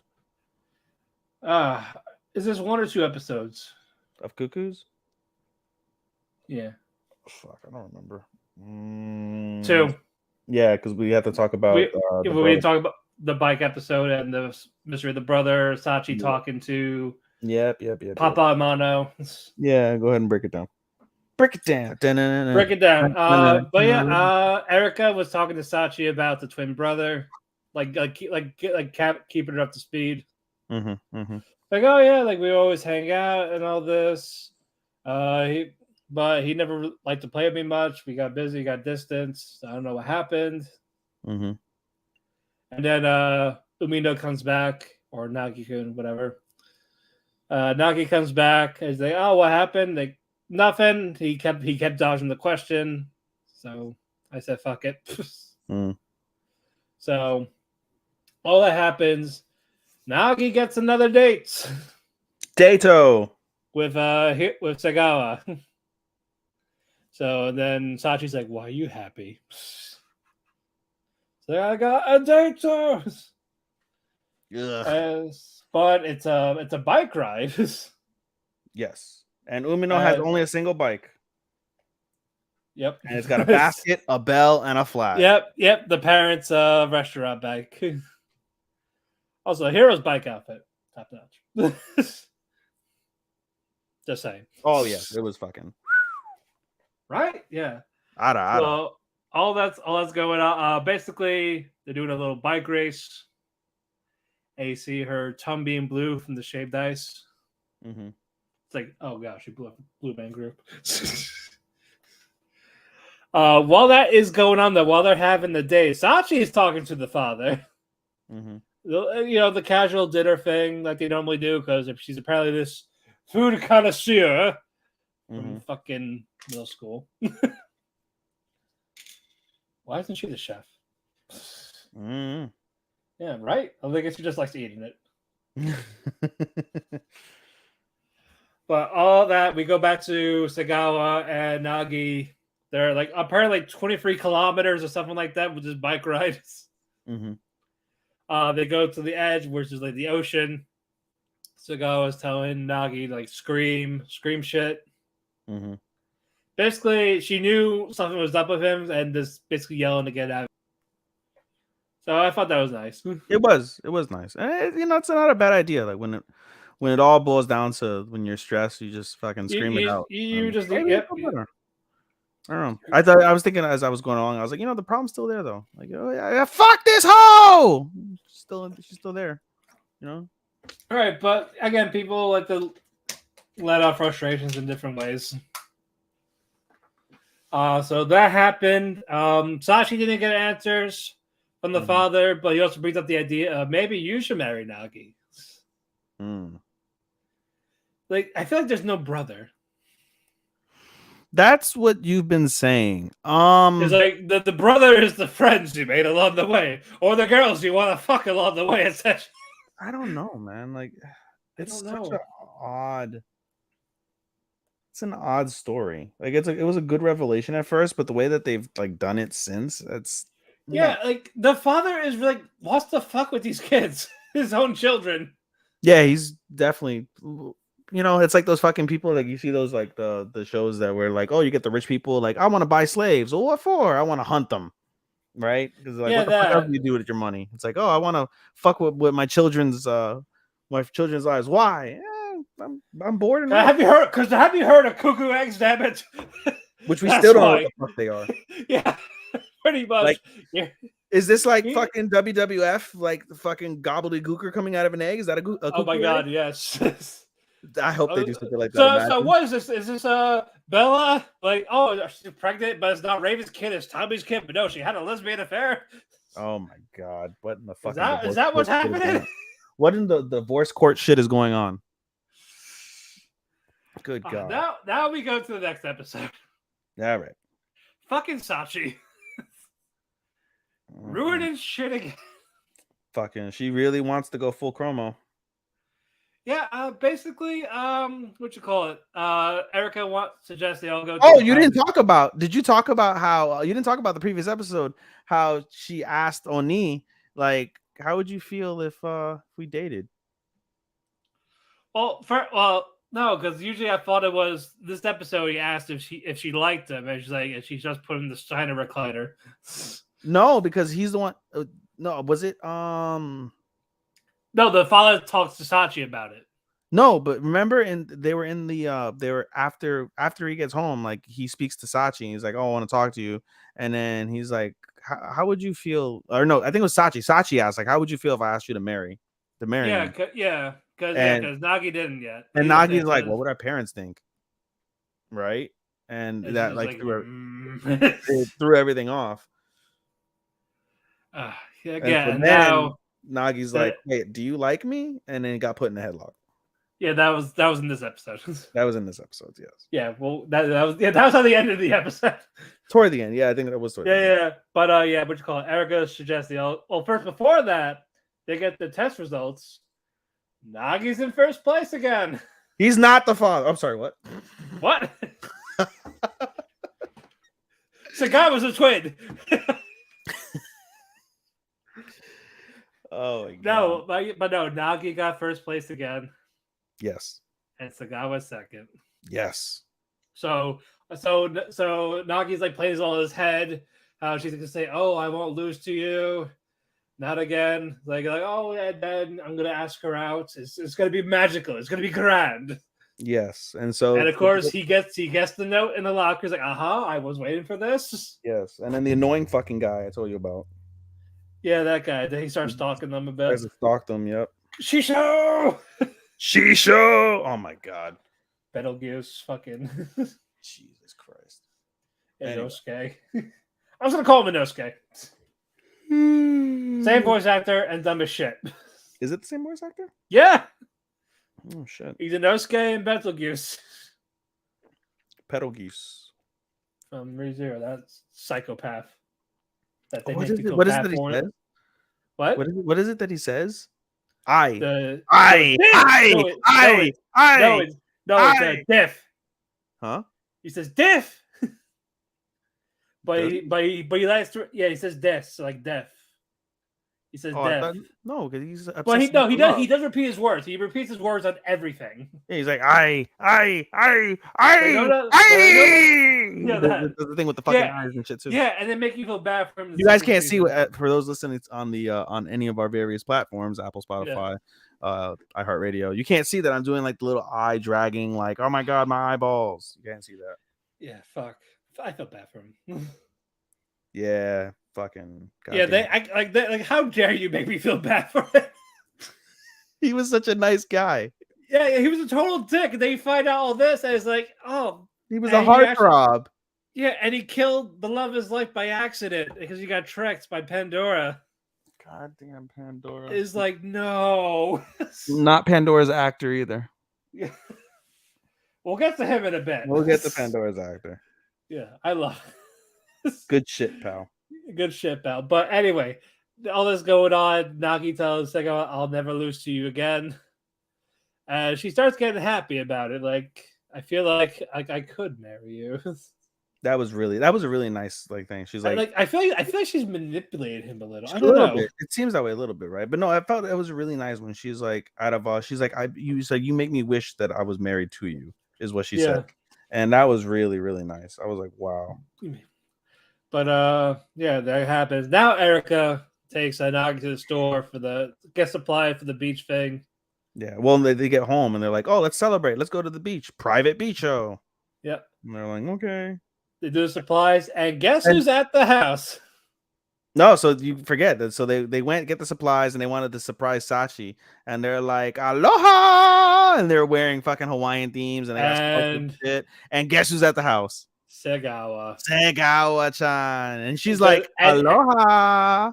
Yeah, and they were talking about this prior. It's like, she's eventually gonna find out that we live together. Like, oh well, we gotta tell. Of course, Sachi ruined that by inviting her over to the house. And Sachi blew up their spot. Yeah, and completely blew it up. It's like, fuck. And so guy was like, oh, I knew. I was like, right, okay. But we find out later she was really upset. Yeah. And first they're all there, they're all like, they're having fun, but Nagi's like he's uneasy. So he calls her over. So they start talking.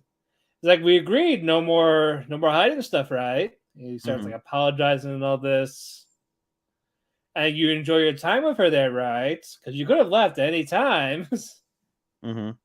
All that, and then Erica's like, and Erica enjoys her time there because she could have left at any time. He's like, I'm just fucking with you. You're fine. I was hurt though, and I almost didn't come to this thing. But they're not even together. I guess that's a high school. It's got to be because it's a high school thing. Because like when she said that, I was like, I understood why she felt hurt. Like I understood that completely. But in my head, I was like, you guys aren't even together. Like in the grand scheme of things, like what? Yeah, they're both arranged marriages. But then at the same time, like this guy who like is so obviously wanting her and has like confessed his feelings to her and everything. Like she openly knows like this guy wants to be with her. Like like it's not behooving of someone who does want to be with her. That's a fair statement as well. But I would agree with your sentiment that like deep down, like she likes manipulating the situation just a little bit, despite the fact that she's like kind of lost in the web. She's kind of tangled in the web now of what the hell's going on between square. Yeah, the love square. Yeah, and then so Nagi starts feeling better. And then they're back at the house, the beach house. Sachi's there. Says, "You done now? You done being a bitch?" And it's like Sachi, like what? Do you like me? And then she gets embarrassed. Yep. And Steiner recliner. Steiner recliner. The camel clutch. Yep. Stupid move. Hey, effective though. You ever put somebody in the camel clutch? I have. It's effective. It is effective. Oh, sorry. The Cobra clutch is stupid. I'm sorry. Yes, Cobra clutch. That's stupid. The money clip. Yeah, fuck the money clip. You should never do that again. But that's his maneuver. I hate what a maneuver. Yeah, hey, he did that for. She was like, "Stop it." The balloon thing was what killed it, bro. That was so dumb. The balloon walking around with the happy balloon. I thought he was gonna turn into like stabby man. That would have been cool if he. No, I was gonna pull a Joker sting. Like, don't be Joker sting. That was stupid too. Oh God. That went nowhere. All because fucking Hulk Hogan showed up. Fuck you. Anyway. Good shit. We got 3 more episodes, but we'll have the back-to-back on October 1st. So technically 2. Yep. So real quick, Matt, I wanna ask a single question. Okay.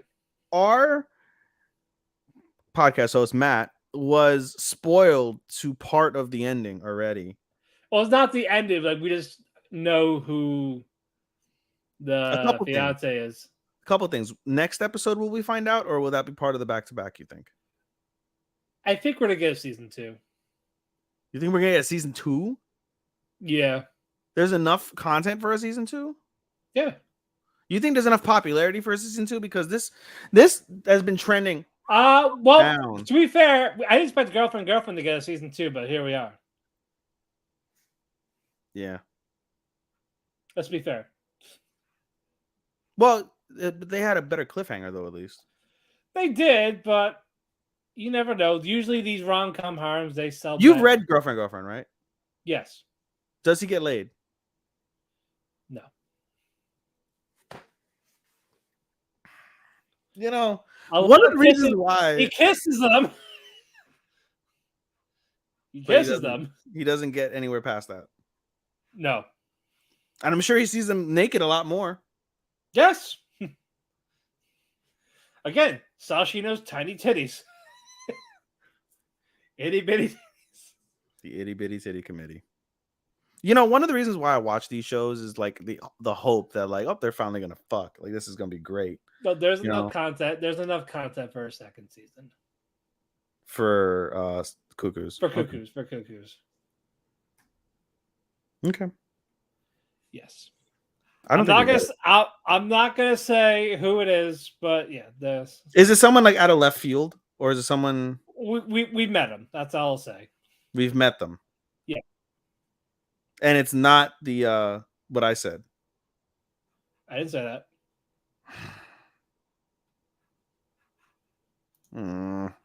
Okay. I hope not. I was wrong. I thought it was the twin. It was going to be the twin brother. Yeah. But I was like, no. Okay. Moving on. Let's get this penultimate out of the way. My stepmom's daughter is my ex. Okay. This was a nice one. It was. Yeah, basically, we meet the Irido family. What else happened in this? I mostly cared about the ending. Basically, yeah, Yume was getting to know everyone. The cousin, who I guess she thought Mizuno fucked for some reason. Sorry, I got a text message from these people, and so it threw me off. Yeah.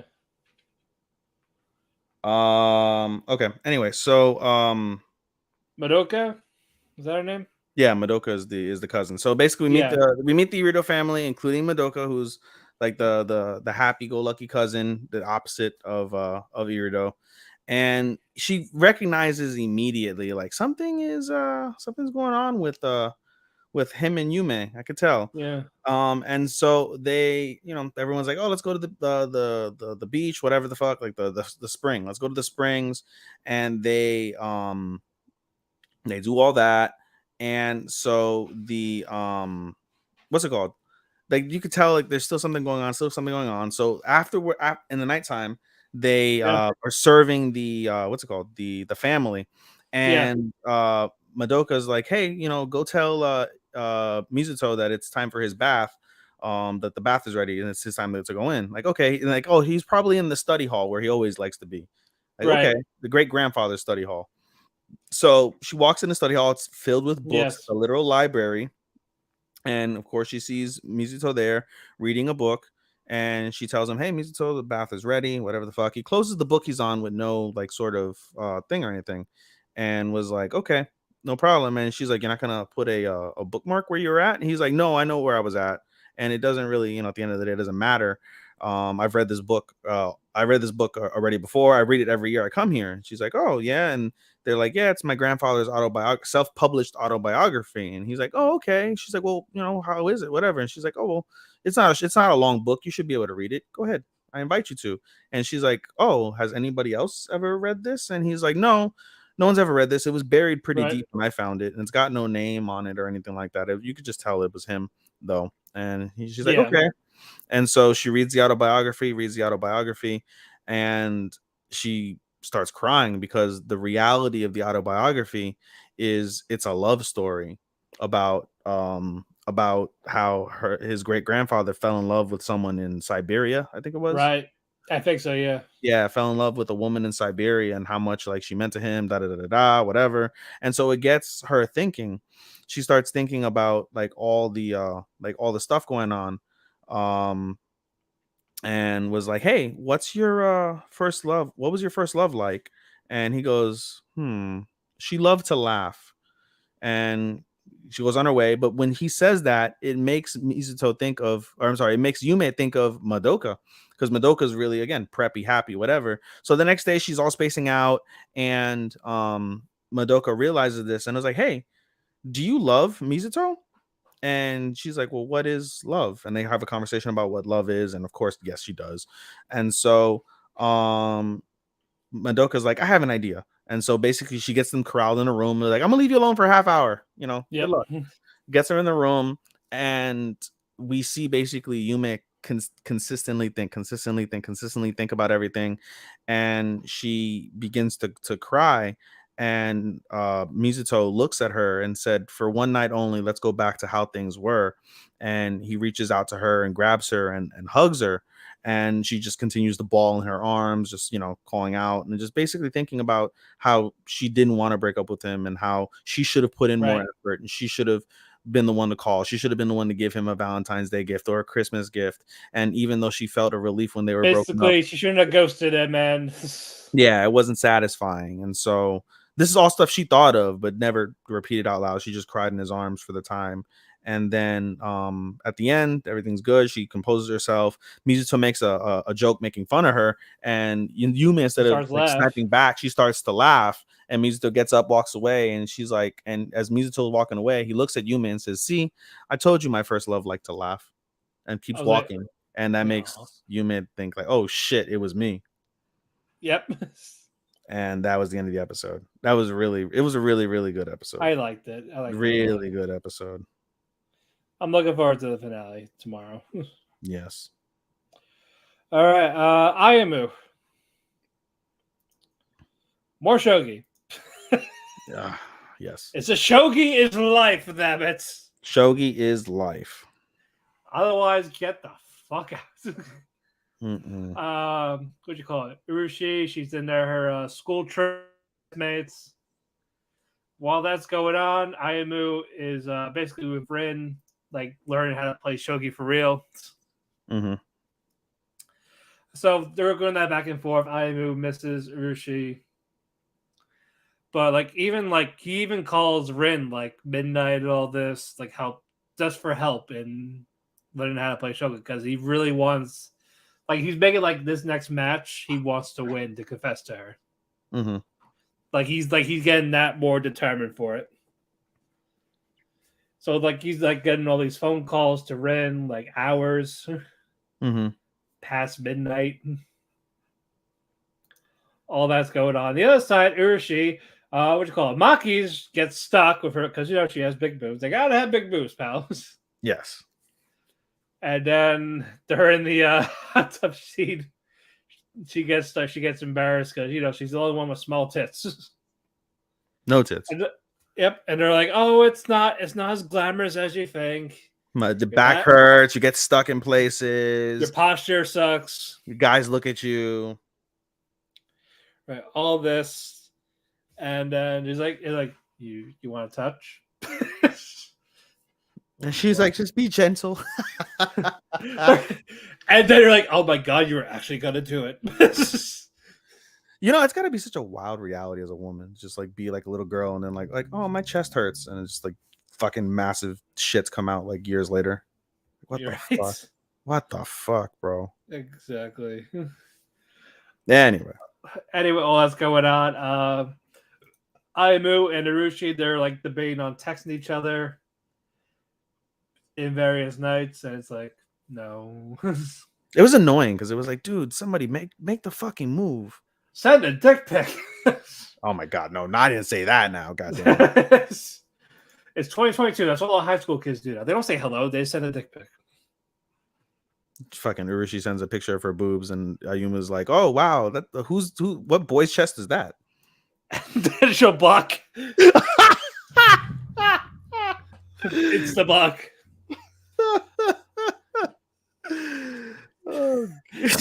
Shogi Club's canceled. Never come here again. And that's all the end of the anime. Yep. I got him.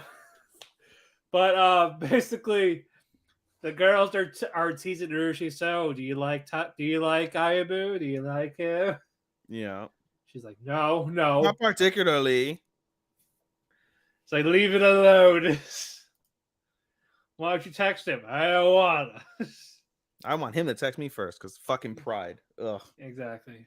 It's like, you're not Kaguya. Shut up. Yeah. So basically, the girls do their other nights, and then Maki's like, "Hey, we taught you enough. I'll play shogi with you." Pity shogi. And she's reading all the directions and stuff on her phone and shit. Yeah, I was waiting for her to win all this. I was. Like, oh yeah, I was waiting for her to win too. I was gonna be like, "Holy fucking shit!" Like, but she didn't do it. No, I was just waiting for it. But no, Urushi begins to laugh, and Maki's like, "Is something funny?" And she's like, "No, you just reminded me of the way Ayuma used to play. Ayuma did the same way when he, first came, but now he's like, he's really improved, and he's, really so well." And she's like, "Oh," and then they kept playing. You do like him. Eventually, they're over, and Maki says under her breath, and she's like, "Oh, no matter how much I play with you, it won't solve your loneliness." And Urushi's like, "What?" And she's like, "Nothing. Have a good night." Yeah. Right. And so then no.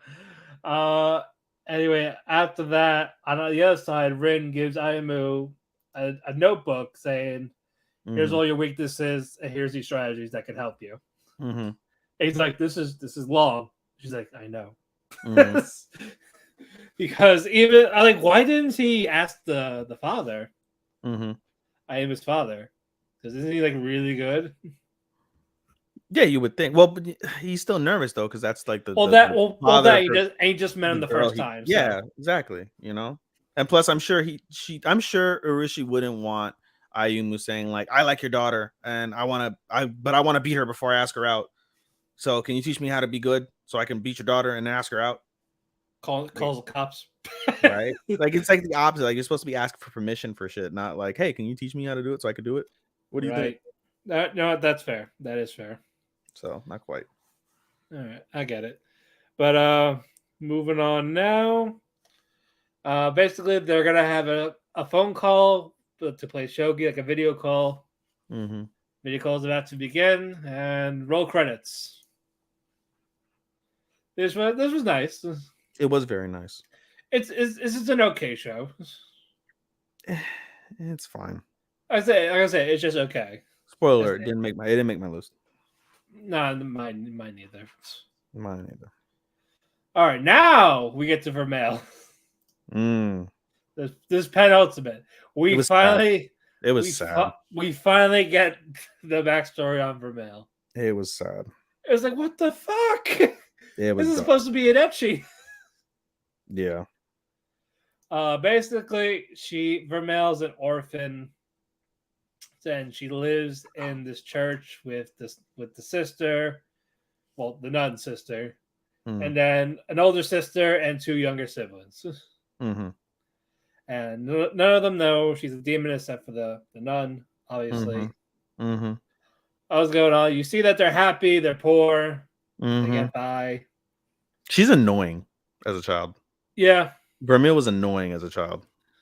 Well, she's annoying with her horniness, but that's not a bad thing. I know. But it's still there. It's still there though.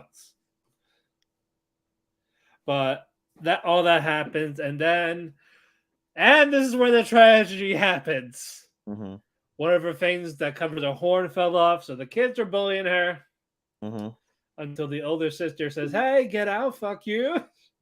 Throws rocks.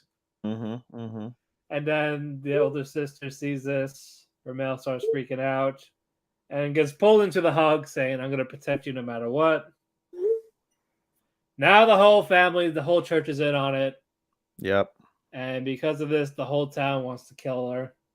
And there was a little plague, and they blamed Vermeil for it. So it's like, "Oh, we're gonna kill you. We're coming in. We're coming in, pals." All that happens, and they tell Vermeil to run, like just run, like we'll catch up. Yep. But they know this is goodbye. So the older sister was like hugging her. And Vermeil, she trips and she knows what's going on, but then she kind of like she finds like I can't leave them. Yeah, she finds self-conviction and she's like, I can't leave them. Let's all run away together. I want to be together forever. She turns back around and she heads to the church. And what does she find, Matt? All of them are hung on a tree. All four of them. The nun, the older sister, and the two children. Which had nothing to do with Vermeil at all. Yep. But the fact that they were housing the demon, no. And Vermeil sees this. The crowd comes around her, and they're like, "There she is! Kill her! Kill! Kill! Kill! Kill!" Kept chanting. And then Vermeil just snaps. And she loses her shit. And there's a giant crater in the fucking town. Right. And boom. And I was happy as shit it happened. Yeah, and then she starts freaking out, and then Alto wanted to fucking kill these kids, like these people that were like torturing her. Yeah, and he eventually like, oh, I can actually talk to her. Yeah, and he goes to Vermeil, starts to comfort her, and he talks about how he loved her, basically.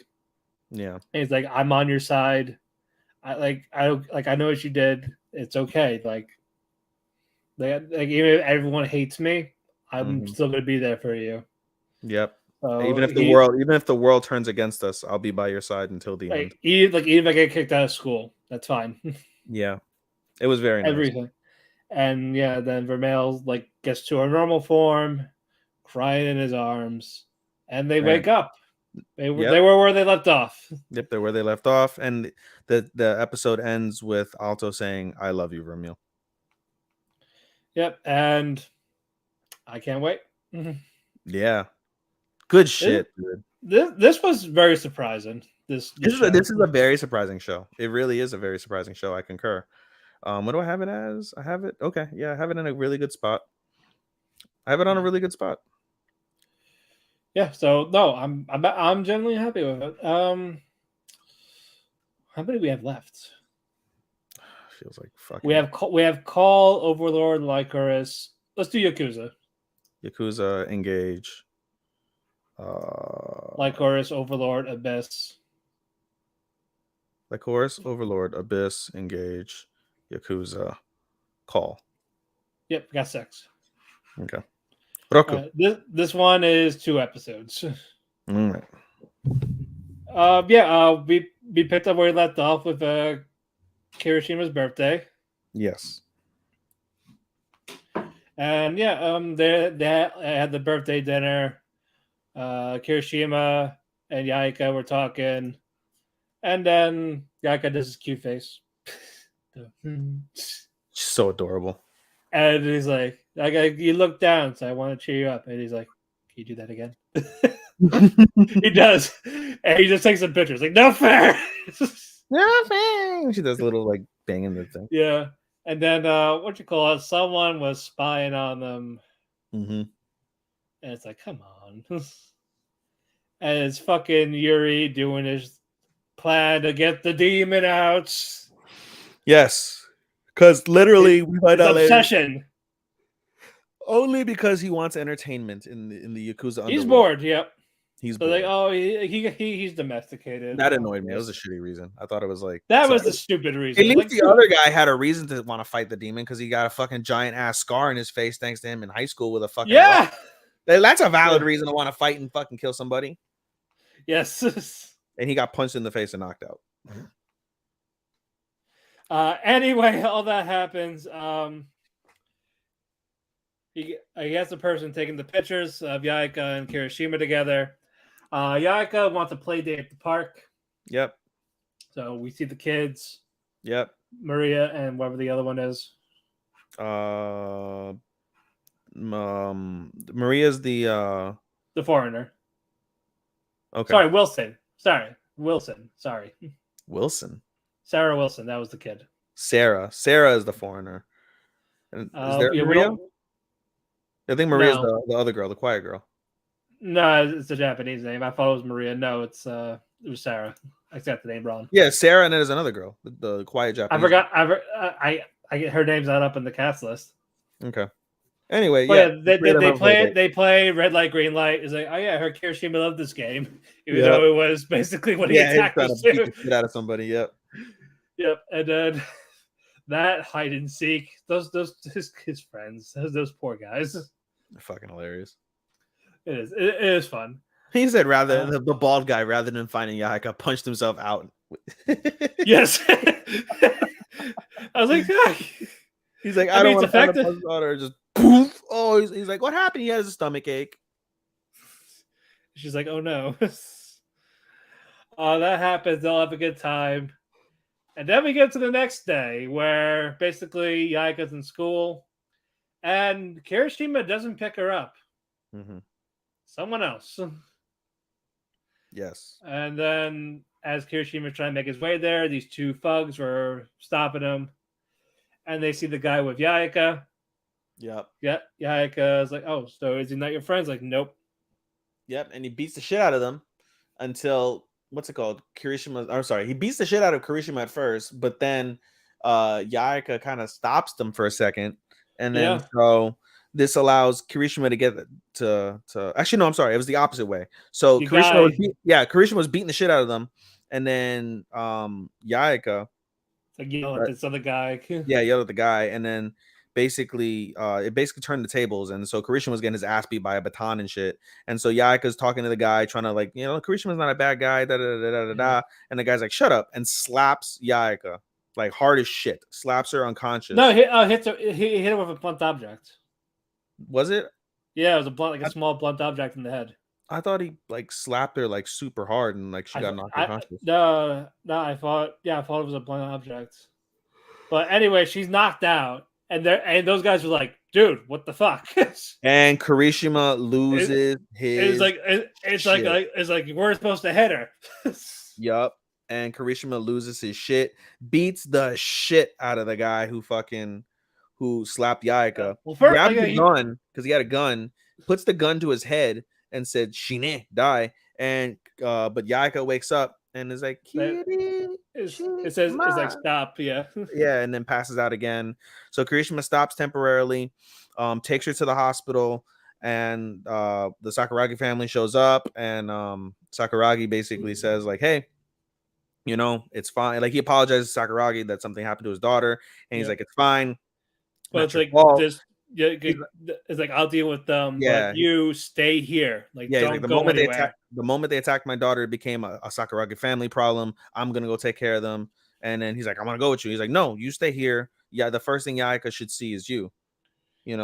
And so he tries, but he doesn't. His pride, his anger gets the best of him. He walks out in the middle of a rainstorm from the hospital, leaving everybody there, and that pisses off Sakuragi. But it is what it is at this stage. The guy that we just mentioned, we see like he's beaten up. Well, before that though, he sees his high school, his junior high school friend. Yeah, like, "Oh, you want to fight? And like, you want to go?" And he's then like, move. He gets knocked out right away. Move. I know he warned him like 3 times to move, and then just fucking punches him in the face like cold-heartedly. Keeps on walking.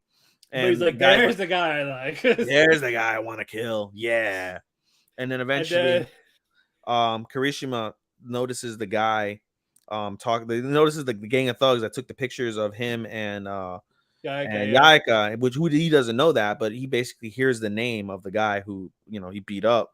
And so he walks over there, beats the shit out of them, gets information of where the other 2 guys that ran away after the other guy got beat up, where he's at, and he goes and tracks them down into a some random like abandoned warehouse. I love how Yuri's like, "Yeah, this should pay." Like, what did you? Are you sure it's okay to give them much? But yeah, it'll pay the medical bills and the ambulance. Yeah. So then they're like, "Okay."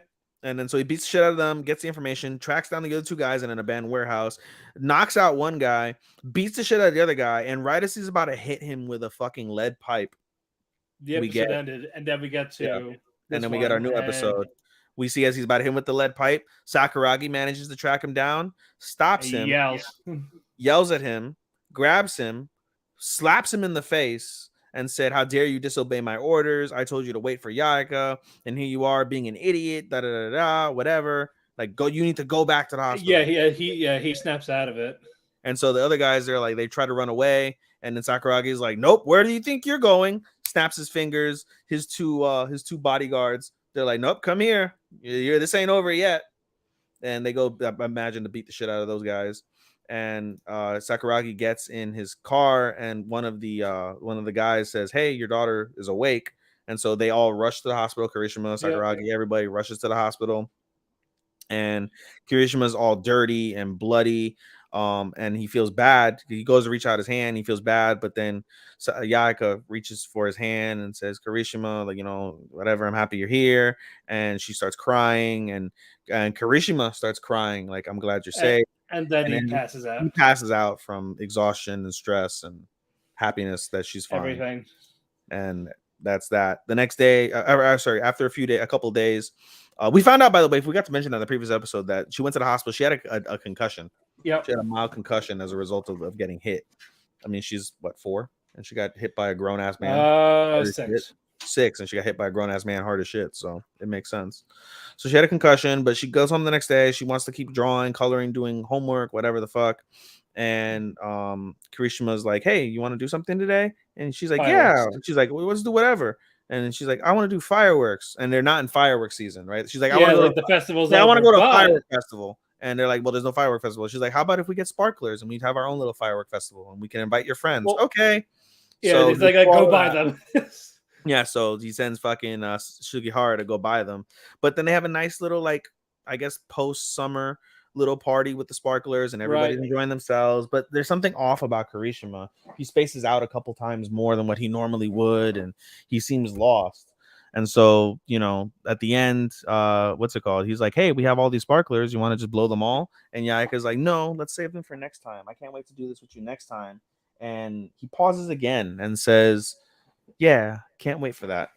And so the next morning, Sugihara's alarm goes off and he's like, what the fuck? And so he looks and he gets a text message from Kirishima that says, take care of the little girl. And he's like, what? And we find out. And by the way, this was also teased earlier in the episode where Kirishima, before he started spacing out, Kirishima had asked to speak to Sakuragi. And we find out that that conversation afterwards was that he asked to leave, that he's like, I'm going to cause problems. Like, my heart's not in it right now. Like, you know, I got to figure this out on my own. And Sakuragi's like, well, that's fine. You know, do what you need to do. Don't leave for good. That's more. Yeah, don't leave for good. Don't make a stupid decision. Right. And like, okay. So he leaves. And then it cues over to Kirishima basically under a bridge, playing Russian roulette.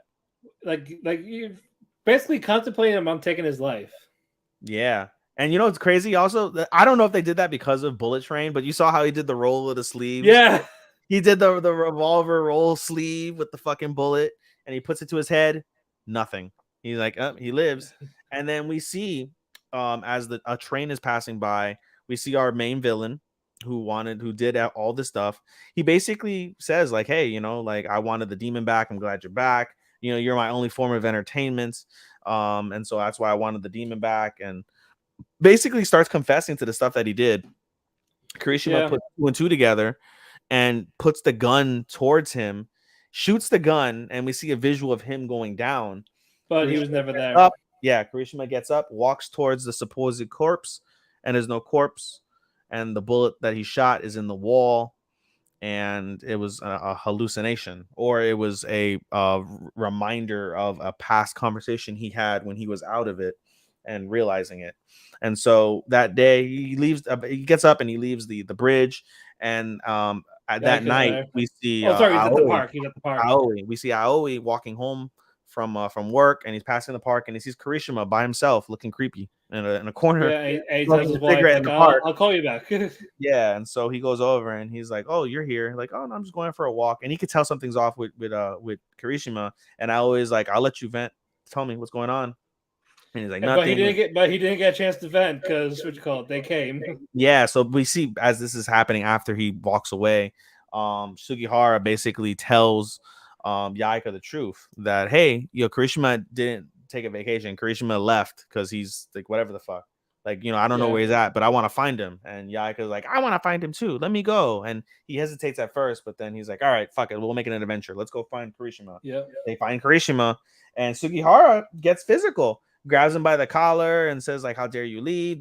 Dresses him down basically for leaving. And Yaika's upset, like holding on to his leg, saying like, hey, you know, don't leave, like, you know, it's okay, like, don't run away, blah blah blah blah. And between Aoi and Sugihara basically said like, okay, so, you know, shit happened, you know, you do what you got to do to get stronger so you can protect the things that you love the most. And it really opens up Kirishima's eyes.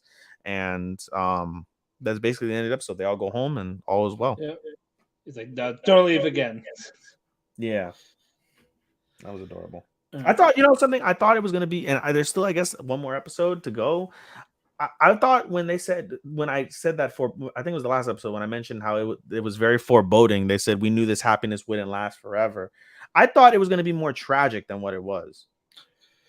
Yeah, I expected his demon thing to be a little longer.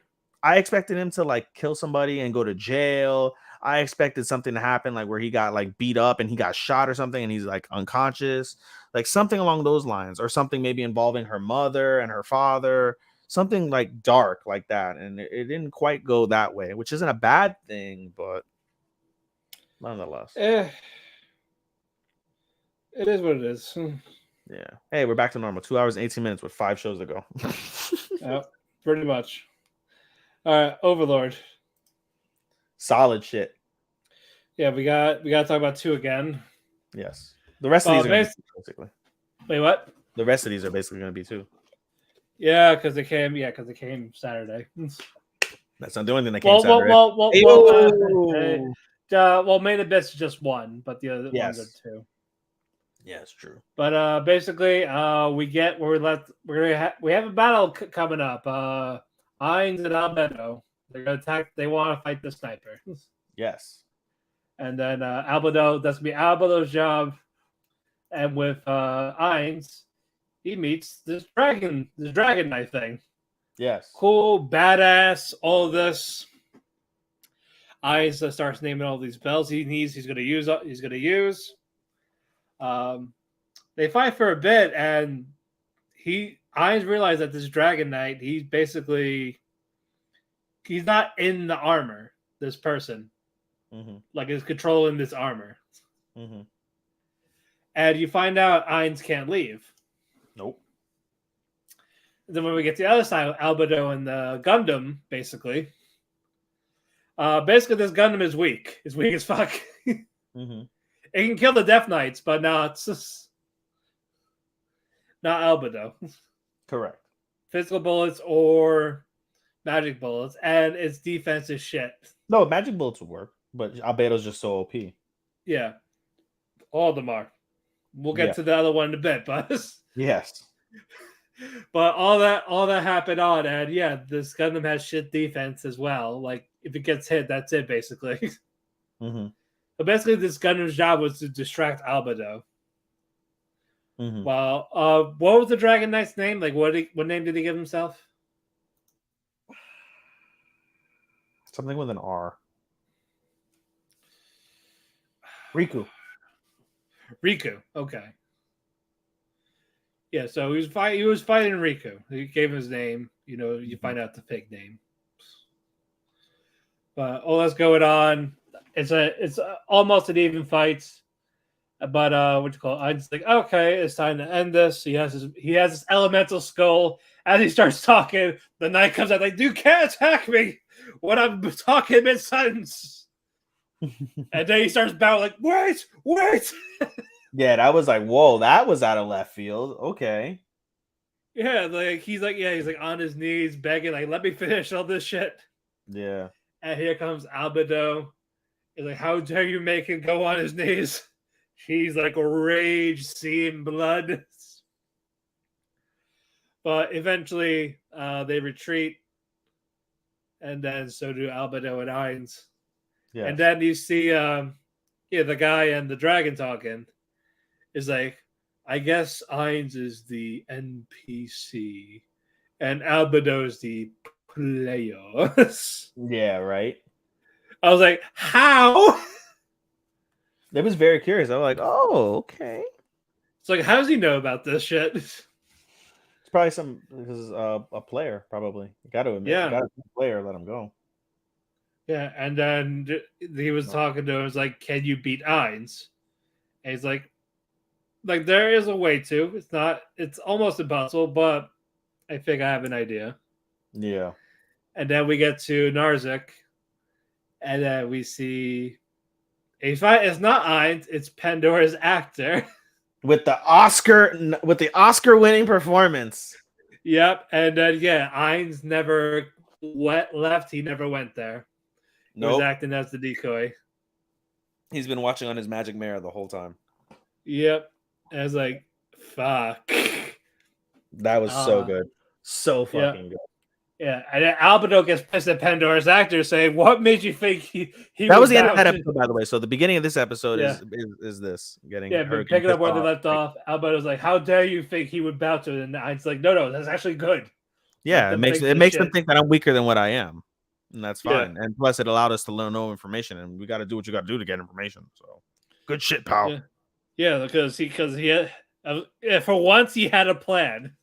Yeah, for once, right? For once that he remembers. Plan.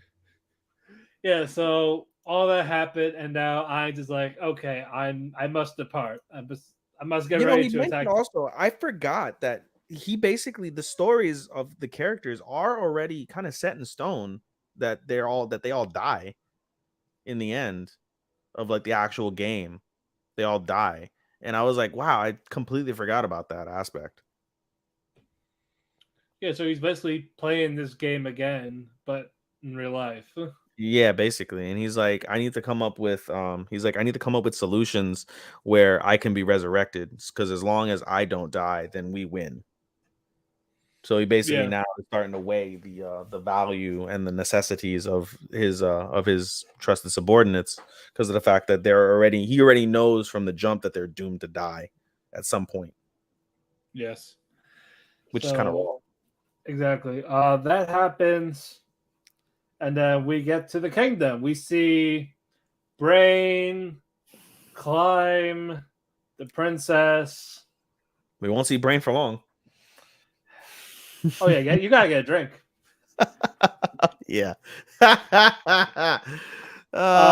Basically, but basically, Brain leaves for a bit to go get sweets for this tea party shit. Yeah. And all of a sudden, I don't know, this bitch gets stabbed. Yep. First, she gets poisoned by the tea. Poison needle stab chest, stomach. This one giant lady is punching her. Yep. All this is happening. They're like, "You good?" And he's like, "Yeah, I can heal now." He's like, "No, because she got the magic, the mind control magic. That's why." Oh, okay. Yeah, what's her face? Evil Eye. Evil Eye did the mind control magic. Yeah, Evil Eye did the mind control magic, and they're like, "What the fuck is happening?" And they're like, "Basically, we don't want to fucking save the town. Fuck this town. She's the only one that wanted to save the town. So we took her by force, so she didn't have to save the town. So we're all gonna teleport. And do you want to join us?" No. And then the princess is like, "No, I have to, do my due diligence," even though she's like conniving cunt. Yes, Sean, gotta use that word. And so but they don't know that. So there's there, and then Brain shows up, and they're like, "Oh, it smells like blood." And they're like, "Oh no." And the princess is like, "No, everything is good, no problems, we're all good." And Brain's like, "All right, no problem." So they offer Brain, like, "Brain Unglaus, do you want to depart with us? Are you gonna retreat, basically?" Yeah, and he's like, "No, I'm good." And so after they teleport away, Brain basically gives the sword from what was his name again? The hero. What was his name? They said it too in that show. Like Siegfried or something like that. Sebas. Okay. Yeah, he gives the sword of Sebas back to the princess and said, "Give this to your father. Let him know that I don't plan on obeying Sebas's wishes. I'm gonna go challenge the demon lord I'm gonna go challenge the sorcerer lord to a duel if I can make it past his army." And they're like, "All right, it is what it is." And before that happens, though, before he goes to do that, the princess basically says, "Hey, can I see that sword?" to Klaus. Not Klaus. What's his face? Which one? Her bitch, the knight. Climb. I said I was gonna say Klaus. Climb. Yeah, it's like I'll take the sword to Daddy. He looks like a Klaus. Yeah, he looks like a Klaus. Anyway, he's like, "Let me take the sword real quick." So he takes the sword. She unsheaths the sword and does a single swipe, and it's a strong swipe. And he's shocked. He's like, "Oh my god!" And she's like, "Yeah, this doesn't suit me." And then he's like, "What do you mean? Like, with a little training, you'll be easily better than me." And she's like, "No, I'm good. I'm good," knowing damn well she probably already has the skills and shit. But in any case, we basically see Brain kind of like steel himself, like, "Yo, like this is the final battle." And while this is happening, we see is it Aura? Was it Aura that busted in? The reverse trap? Yeah. Yep, Aura. So Aura busts in with a bunch of fucking like animal, dinosaur, insect lizards, creatures, and Cocytus busts in with his ice. And boy, Cocytus and his minions of nuns. That was a gangster fucking scene, bro. That went hard. And so basically they go through, they infiltrate, and Aura's gonna go over to the magic, to the what's it called? The magic guild first, and Cocytus is making a beeline to the capital, and Brain stumbles upon Cocytus.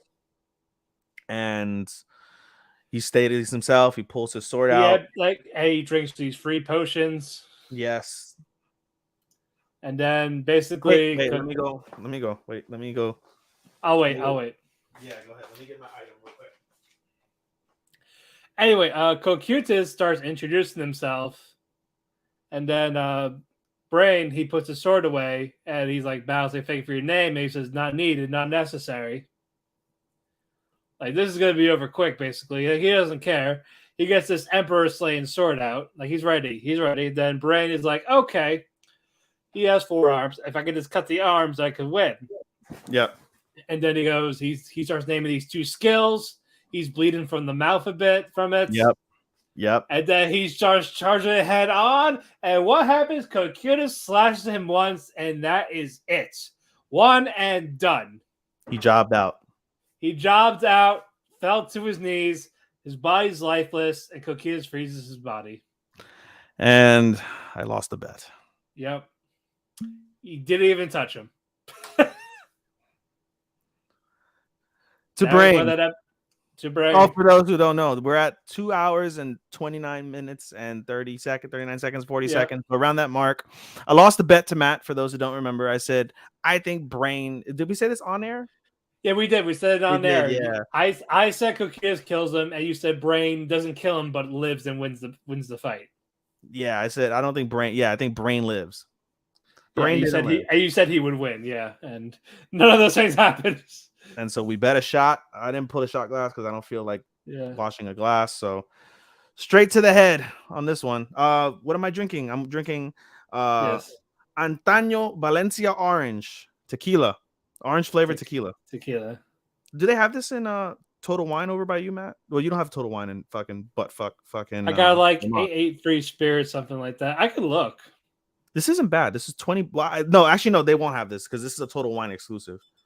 Oh, this is, okay. It's one of those great value spirits that they have.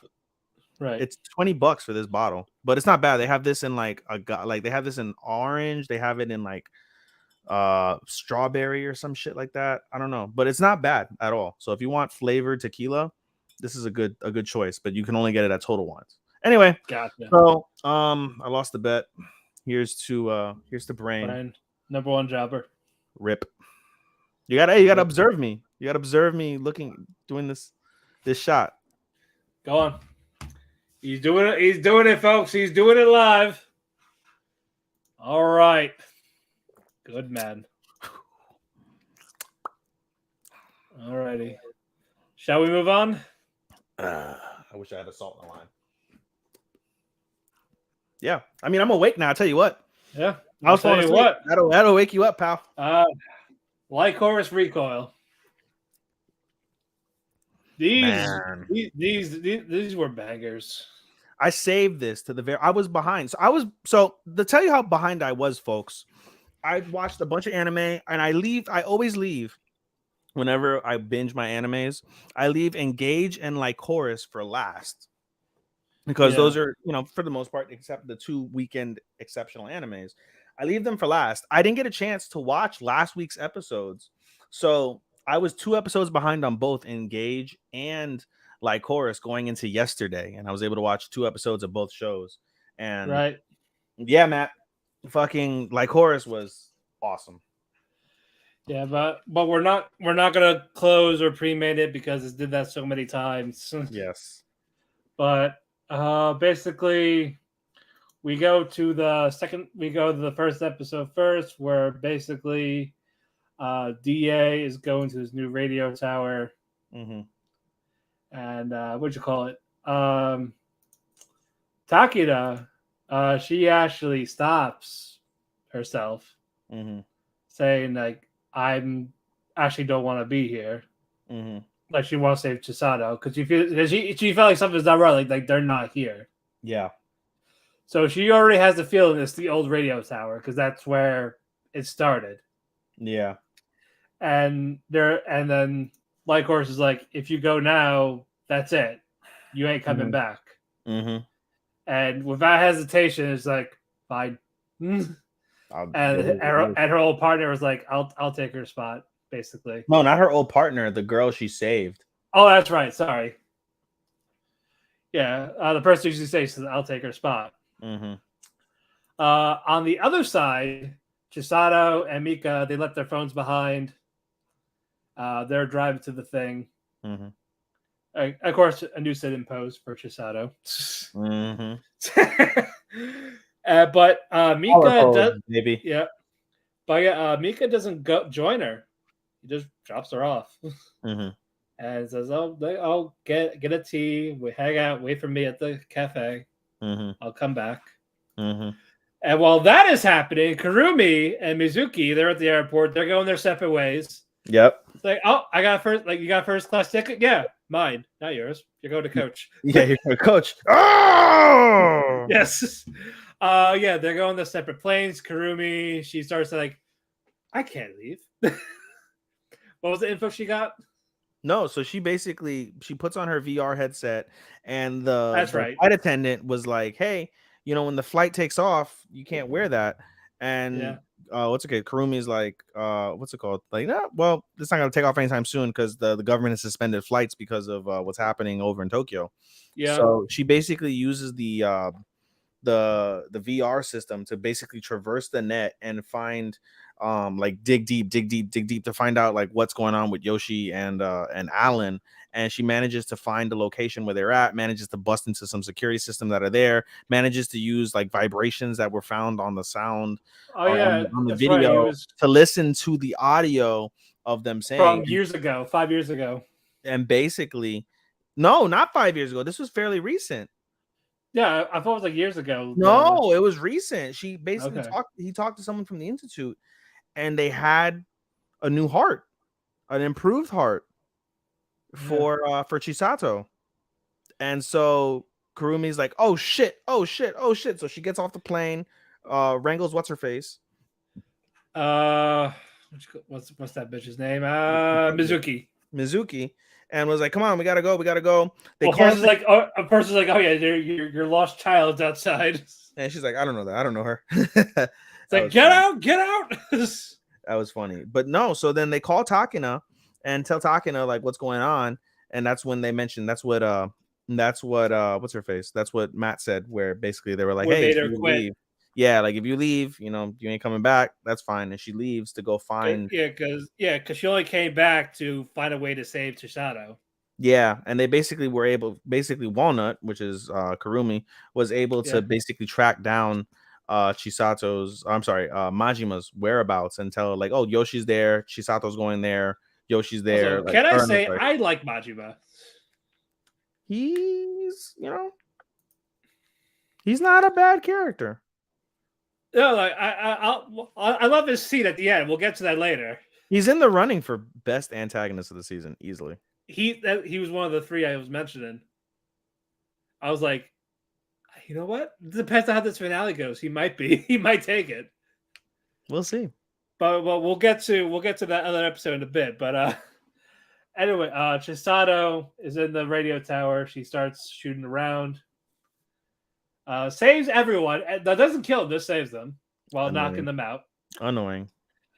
She eventually meets Alan and like tied up and all this. Mm-hmm. And Majima's there, shoots Yoshi. Yep. Oh yeah, all because Chisato dodged out of the way. Shot him in the arm.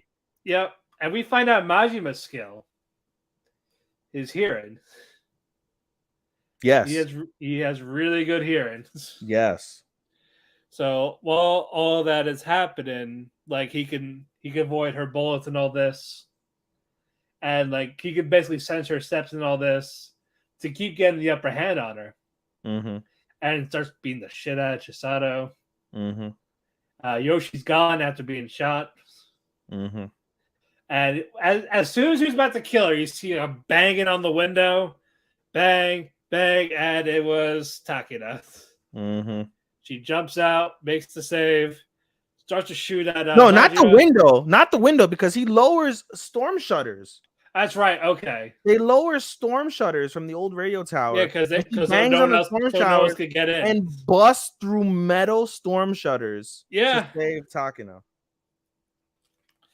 And it's like how strong is she, bro? Yeah, it does that. Shoots him a bit, but misses. She goes to Chisato's side. He starts shooting. Has a suitcase to block it. Gets a bulletproof suitcase, I guess. Mm-hmm. And then the suitcase is shot off. That episode ends. We get to this one. They beat him relatively quickly. Yep. Yeah, Chisato shoots by his ears to basically deafen him a bit. Yep. And Takeda just shoots like restraints on his arms. Yep. And that's it for him there. For now. And then Chisato talks to Yoshi. Mm-hmm. She wanted to hear from him, like, why did you really want me alive and all this? And yeah, it's basically just told her straight to her face that she was a tool. Yep. And then we didn't give you this to save your life. Yeah, we didn't kill this to save the world, but it kind of saves the world, you know. And she's like, "You saved my life. How can I take a life?" You know. He's like, "Well, pretty easily, if you actually gave in and said yes." So, gosh, she's just devastated after this. Mm-hmm. And then we see that fucking bitch nurse that ruined ours up on the thing. And we find out that, fine, if you won't kill me, you have no choice but to, because I put your heart into me. Mm-hmm. So it's like, if you want it, you have to kill me. So she really doesn't want this now. Yep. She's perfectly dying. Yep. And then, the nurse comes in, starts beating up Takeda. They're fighting back and forth. Chisato's outside. She has a real gun this time. Mm-hmm. And shoots Yoshi, and she freaks out for shooting the guy that, quote unquote, her savior. Yep. With a real gun. Yep. But you find out the bullet went through cleanly. Still won't kill him. Correct. You see the girl come back, and she says, like, "Where's Takeda?" She comes right there, her face bloodied. Pissed. Yep. Like, she's like rage. In rage. And then, yep. And then she starts shooting blindly. And then Chisato just rushes right to her, like, no, don't shoot him. And she's like, your heart's getting away. Stop. And then she's like, it's fine. Like, I don't care. Mm-hmm.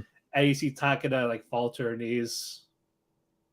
Like that was the last chance, and then you're not doing it. Like, you're not taking it.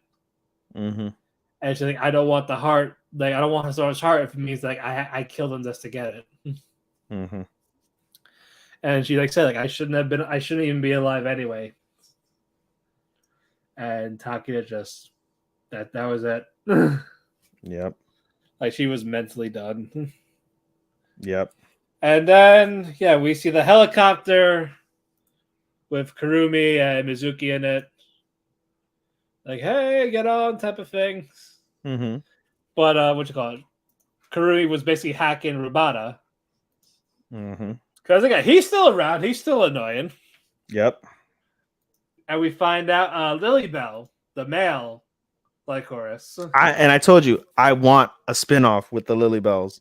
Oh yeah, that'd be fine. I want this, especially when you get to the ending scene. Oh. Yeah. Oh, I want to know more about that motherfucker. Yeah, exactly. Basically, you find out they're there. They're making their way there. There's gonna be a crossfire. Mm. And then Kurumi starts hacking the cameras. He gets rid of Rabata's thing. Gets rid of his control over Lycoris's devices. Mm-hmm. And then basically we get a thing on the screen saying it was all promotional commercials. Mm-hmm. It's all a high budget thing. Like, I would not be convinced if that was like we saw someone get shot in the street. Yeah. So, what was weird? They both got shot in the arm, but then they started bleeding out profusely, unconscious. Yeah, it was just like, what the fuck? Right? Yeah, so I have no idea no way in hell they would buy that. But yeah, Lycoris Recoil and Lilybell, they're there. You see them right there. Mm-hmm. People start shooting. And of course, for some reason, Chisato doesn't know what a fucking USB is. That was annoying. Like, yo, you're 17. How the fuck do you not know what a fucking... And of course, she was on her hands and knees, bent over. You see her ass. Mm-hmm. Of course. I wish there was an uncensored version of that. Well, Takina's face is right in front of it. Hey. Okay. Basically, all right. Things are okay for now. Lily Bell, they retreat. They were told to pull back instead of go guns blazing. The Lycoris Recoil, they're in the elevator. Chisato steps out of the elevator because she's found a suitcase. And guess who walks through? Goddamn Majima. He just walks through casually, gun sideways, starts shooting the elevator. It was gangster. It was super gangster. I was like, holy shit. And then the elevator closed, and he just looks at Chisato and goes, yo. And then she also goes, yo. Like, that is awesome. Yeah, they're like blood brothers, basically. In essence. Yeah, I love that. I can't wait for this showdown. Dude, this showdown might be the fight of the year. I hope so. So far, a little peeling back the curtain for everybody. We have picked out the majority of our awards. One award that Matt and I both have blank is the fight of the year in anticipation of who's going to win between Engage and Lycoris, which are basically our two finalists for this. And so we were anticipating what's going on with it. And so I thought that the battle. Stop it! Fucking cat wants to bite. I thought we were going to get the big fight here. Yeah, I thought so, and it wasn't a bad fight by any means. Takina and Majima. Takina and Sato versus Majima. That could be considered one of the better fights of the season for sure. Yeah, right now it's Ryu and Ayana Koji because it was an actual fight. Ayana Koji and Class C. Sorry. Yeah, for you.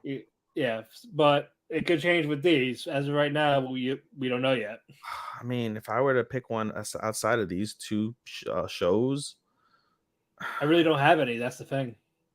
I mean, maybe Vermeil, but that's not all that impressive. Or the fucking Call of the Night with the vampires. That was with the with the V trigger. V trigger. Yeah.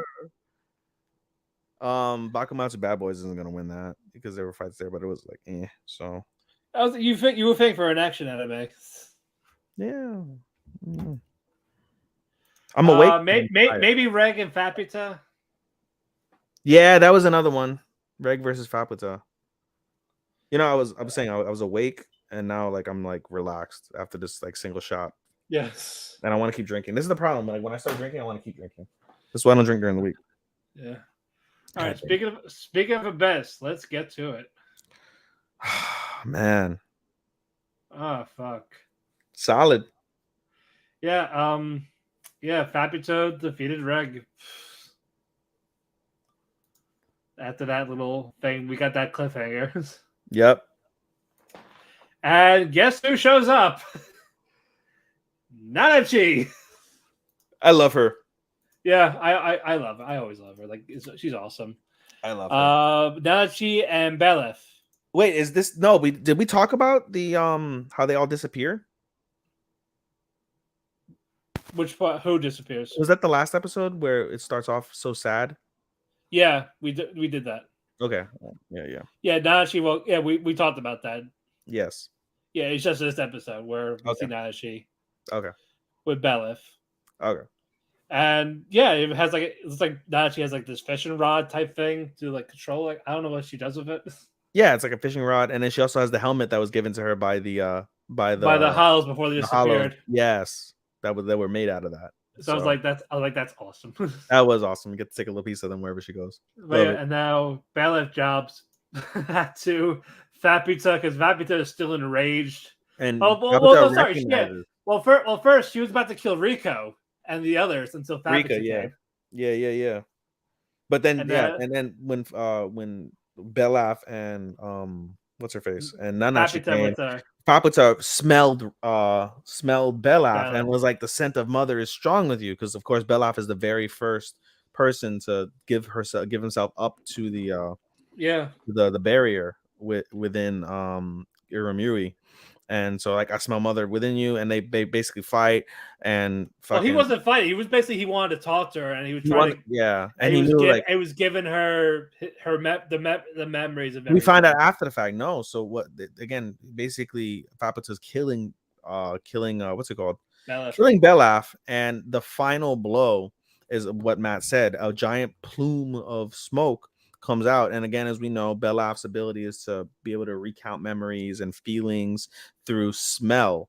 And this plume of smoke comes out of Belaf as he disintegrates, and it's all of the memories that he has of her mother Iramui, of what's her face, of Wakuzan, of Vueko, of just that process, and that whole group, and his power actually works on Faputa. Like, she's stunned, she stops in her tracks, she's confused, lost. Same thing that we saw with Nanachi earlier in the season. But they mentioned Wakuzan, as she's talking to Vueko, was like, it's not gonna last. So we got to do something about this now. But as they start to do something about this now, what happens, Matt? All the creatures come in. As again, the barrier's gone. Yep. These giant, like, giraffe-looking things. Everything flying, walking. Every predator in the 6th layer just walks in like, food! Basically. And they're about to go to Faputa, and Gabu, he takes a hit. Yep. It's like, oh. And Saved. then... Yep. And then Faputa gets enraged. He starts trying to fight him off, but it's too much. Yeah. They're like devouring her a bit, chewing on her, slashing her. She fucked up. She was fucked up. Yeah, and the black things weren't around to save her. Yeah. Yeah, they're all trying to say like basically eat, because basically if she eats them, she gets restored. Yeah. They weren't even around. Yeah. And then while it's going on, the predators get rid of the scraps. And then one of the predators got through, and they're going to the others, and Gabu, his head gets crushed. Over and over. Yeah, and he's talking to Faputa, like how he wished he could have done more for her, like that, basically help her type of thing. But he enjoyed, but he enjoyed the time with her. Yeah. That Faputa was his what's the word that they use? Sosu? Sosu, yeah, Sosu. Yeah. Something like that. Yeah, because basically that means like something like positive after every sentence type of thing. Yeah, if you use it after a sentence, it means respect, and if you use it as it's another word besides Sosu. But basically, as like your important thing, your important being, whatever. Yeah, so all that's happening. You see the lights go out on him, and Faputa is just heartbroken. She's like saying this is not fair type of thing. Yeah. And as they basically save her, though, they bring her to an undisclosed location, somewhere there, and the villagers start offering themselves to save Faputa so they can save the rest of the village. And they start cutting off pieces. Faputa begins to eat some of the villagers, and as she's doing this, there's like a white substance that acts as the black substance, except it's white. Yeah. Begins to come over her and restore her and save her. Again, the pieces that they receive from Mother, from Iramui, is what saves Faputa. And then the monsters eventually find them, start eating some of the people, but Faputa's back to her old self, and she's fucking going apeshit. Yep. And we get that cliffhanger. Yep. So, what's your prediction? Who's joining? Who's leaving? Who's dying? We have an hour special. Makuzan dies. I think Vueko.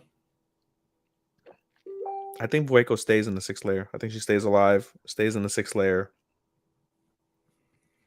I really want to say that Faputa joins them. I really want to say that. I don't know, though. Either she joins them or she dies. I say Vueko dies. Faputa just wanders the 6th layer aimlessly, lost. I don't think it's that dark. I think because you never know. At the end of the day, they're building for Reg and Faputa. They're building that. They've built that connection. They've built that unbreakable bond. And so either she joins him because Reg is not going to leave Rico. she's not. So he's not going to leave her. So either Fapita joins them, so she could be with Reg, or Fapita dies. I don't know. Well, technically, Fapita's immortal too. Clearly not, because she was on the brink of death just a few minutes ago by getting fucked up by those monsters. As I she can get fucked up all she wants, but I don't know what her limitations are for that.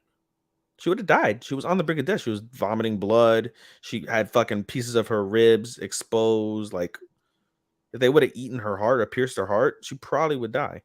And we all know that even though she's supposedly invincible, if she would have gotten hit by Reg's incinerator, that's a wrap. Yeah, because what you call it, Minnie was immortal, and basically Reg killed it with that incinerator. Yeah. Yeah. So I think that's my prediction. Wakuzan dies, Vueko stays alive and is now the heir of the of what's left. And if there is anything left. If there's anything left, yeah. All right, you ready for co-main? Yes, I want to go to bed soon. Yes, Engage Kiss.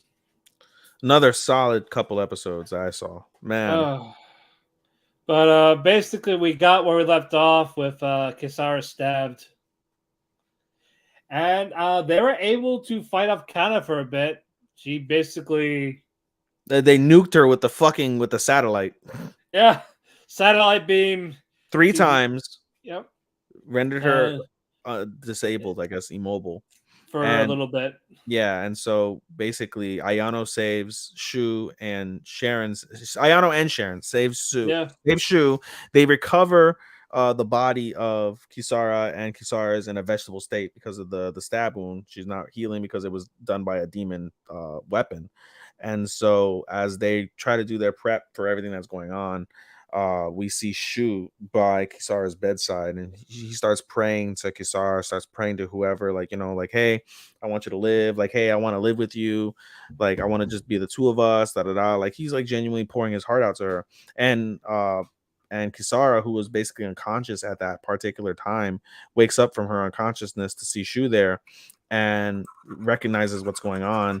And so she asks Shu after he wakes up, like, they hug, everything's well. And then she's like, are you ready to give me your memories? And he said, yeah, take them all. I don't need them. I just want to be with you. I want to end this, And so yeah, basically it's like we'll leave town, like forget your sister type of thing. Yeah, basically, like, and then she's like, oh, I know you're not capable of that. But they basically embrace, and she interlocks her fingers in between his, and they hold hands, and we find out kiss. Wait, I gotta break it down. I gotta break it down. Okay. So they begin to kiss, and we think that we're gonna see the rest of the memories extracted from Shu, but instead we see different memories being placed inside of Shu, and we get flashbacks.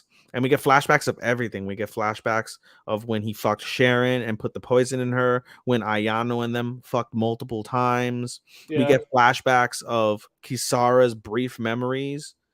Basically, Kisara gave Shu back every memory she took from him.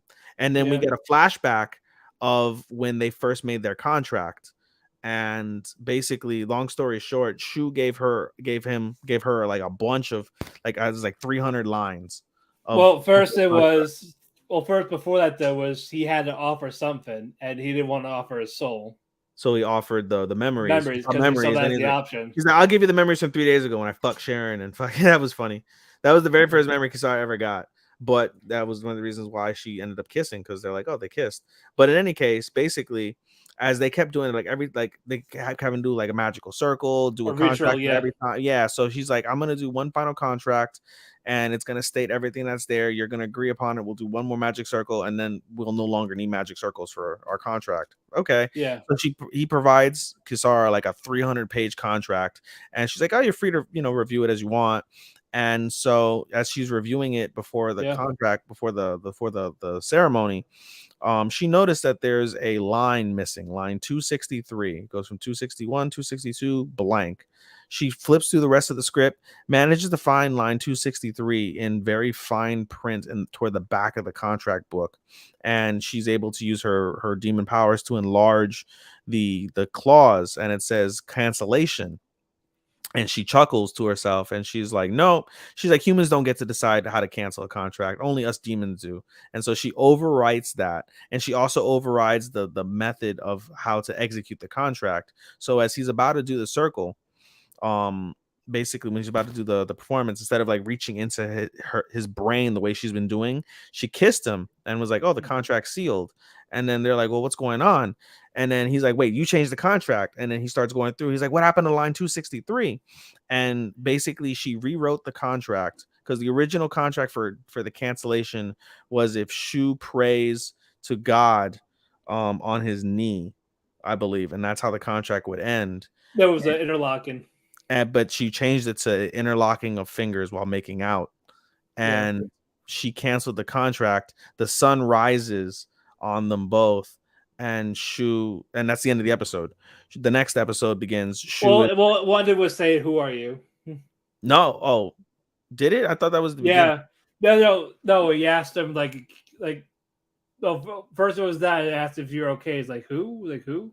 Who are you? Yeah. Yeah. And that's when we get the confirmation. Basically, she gave, and we see basically she was like, "Oh, you gave me back every memory. That time that I fucked a hooker, drunk, and I used Ayano's credit card to pay for it." Yeah. Wow. Ayano still likes him. So savage, bro.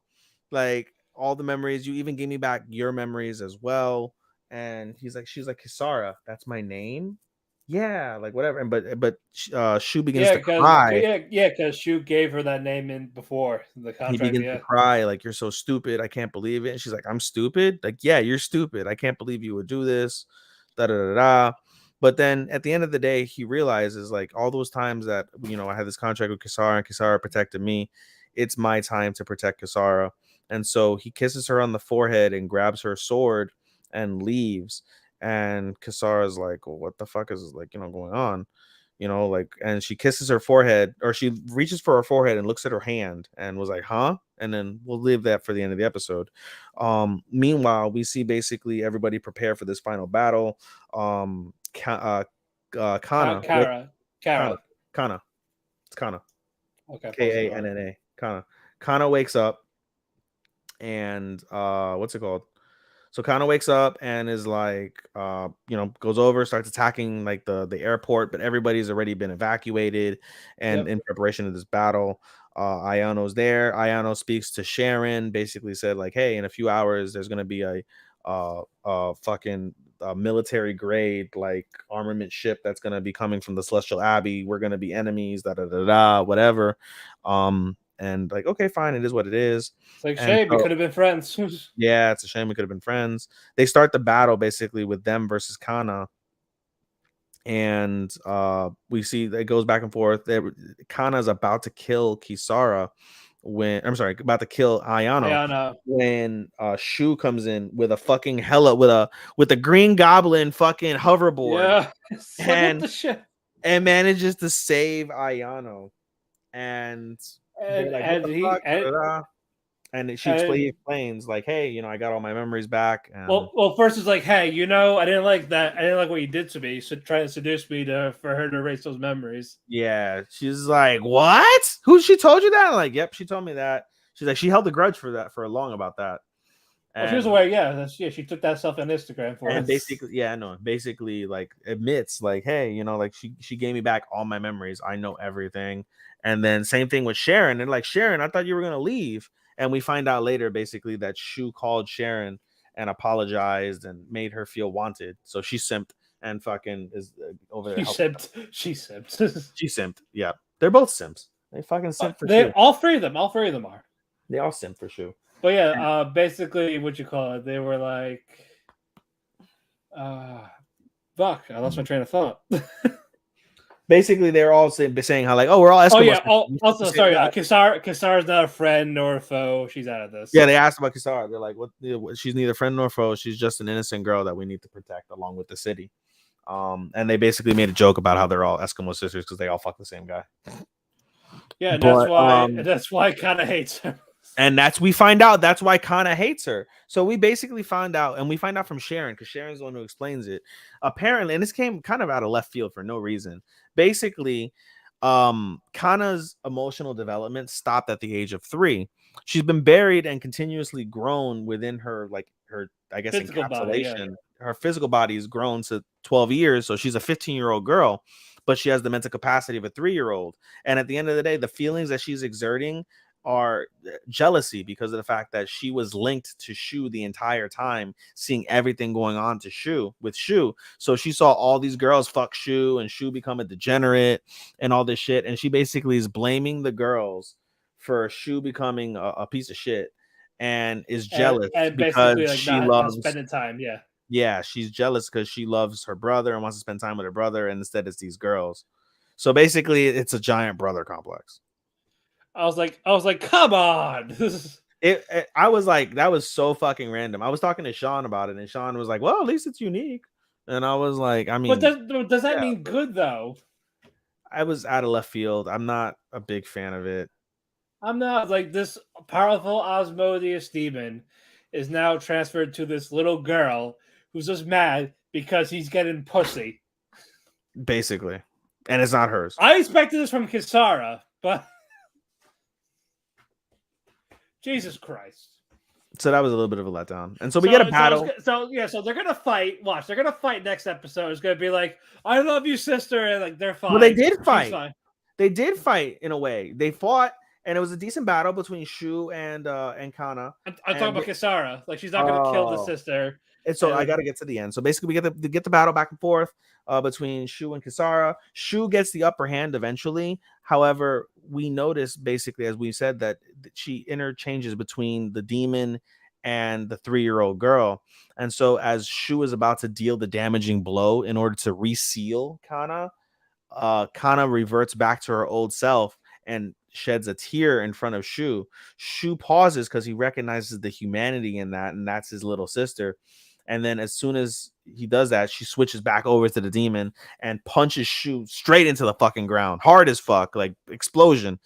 Fucking, there's no way. Like, he's a human. Like, he should be fucking dead because he has broken ribs and all concussion, all the shit. But of course he won't be. And so the episode ends with the explosion happening and everyone's looking down, and we see Kisara has escaped the hospital, and she basically is in a fence, like on top of a building, like gripping onto a fence. And you look at her hand, as we mentioned, she looked at her hand when she went to touch her forehead after Shu kissed her forehead, and in her hand, in the palm of her hand, it says, "Trust him and fight together." Yep. And that's where the episode ends. Like Matt said, she's gonna join the fight. She's gonna join the fight, and she's gonna find a way to get the sister back. Yes.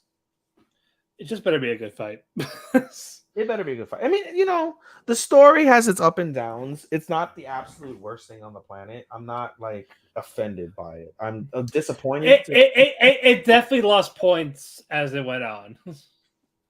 It has. It went from a 5 to a 4. It's still at a 4 for me. It's a 3.5 right now. I've still got it as a 4. So, well, we'll see how this finale goes. Yeah.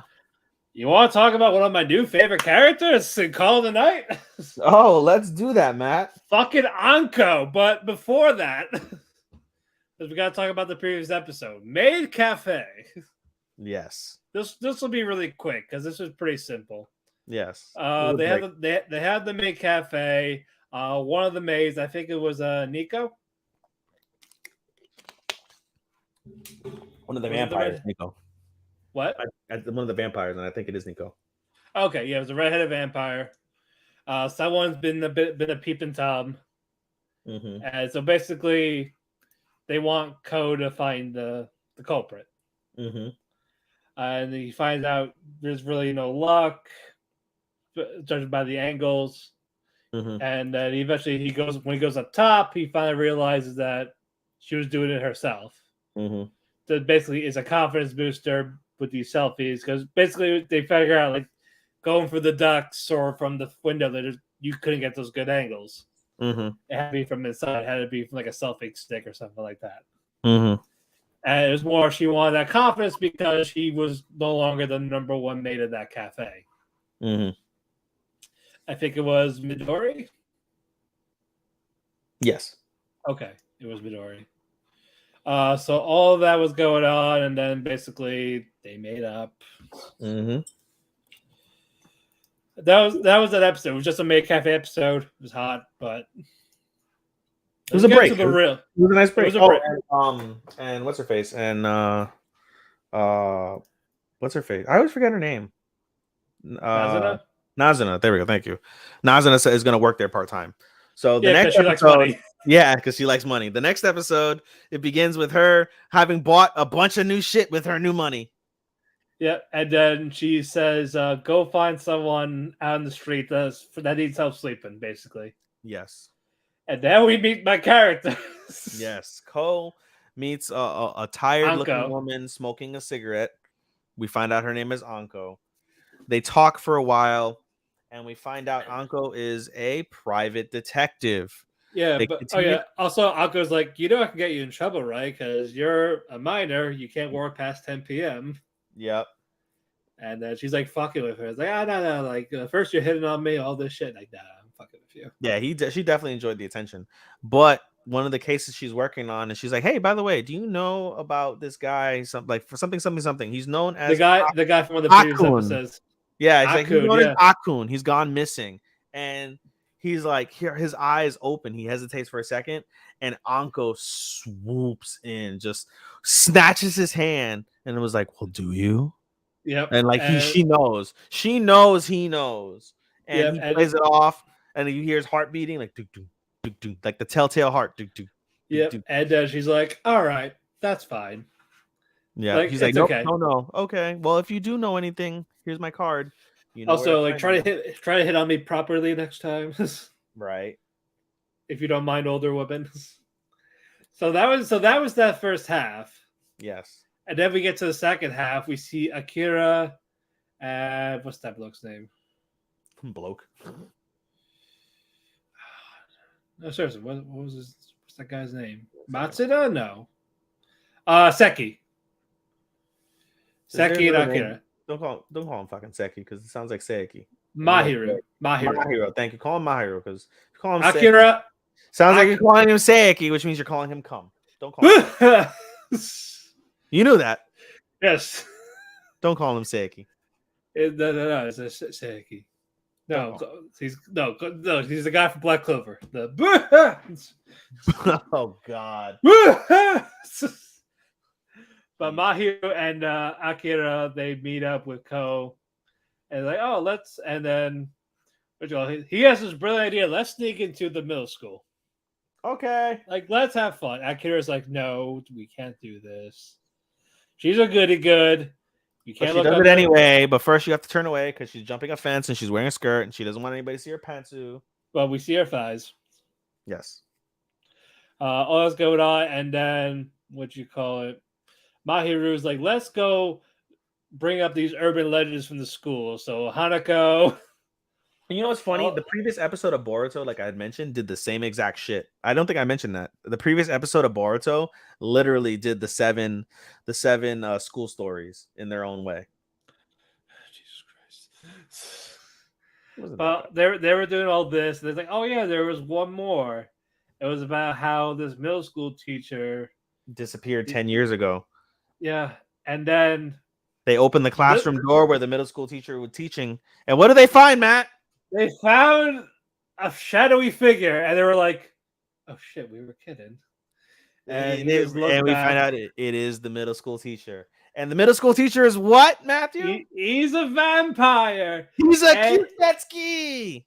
And he pins Akira down, like tackles. And he kept muttering, all this time,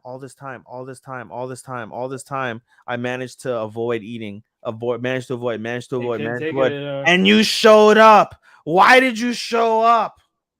And then I guess who comes from the shadows? Wait, no, first you got to know that he was temporarily incapacitated by Ko, because Ko fucking whacked his ass fucking Rock Mick Foley style. Ken Shamrock 1998 on Raw, fucking with a chair. Wow! Real chair. Yep.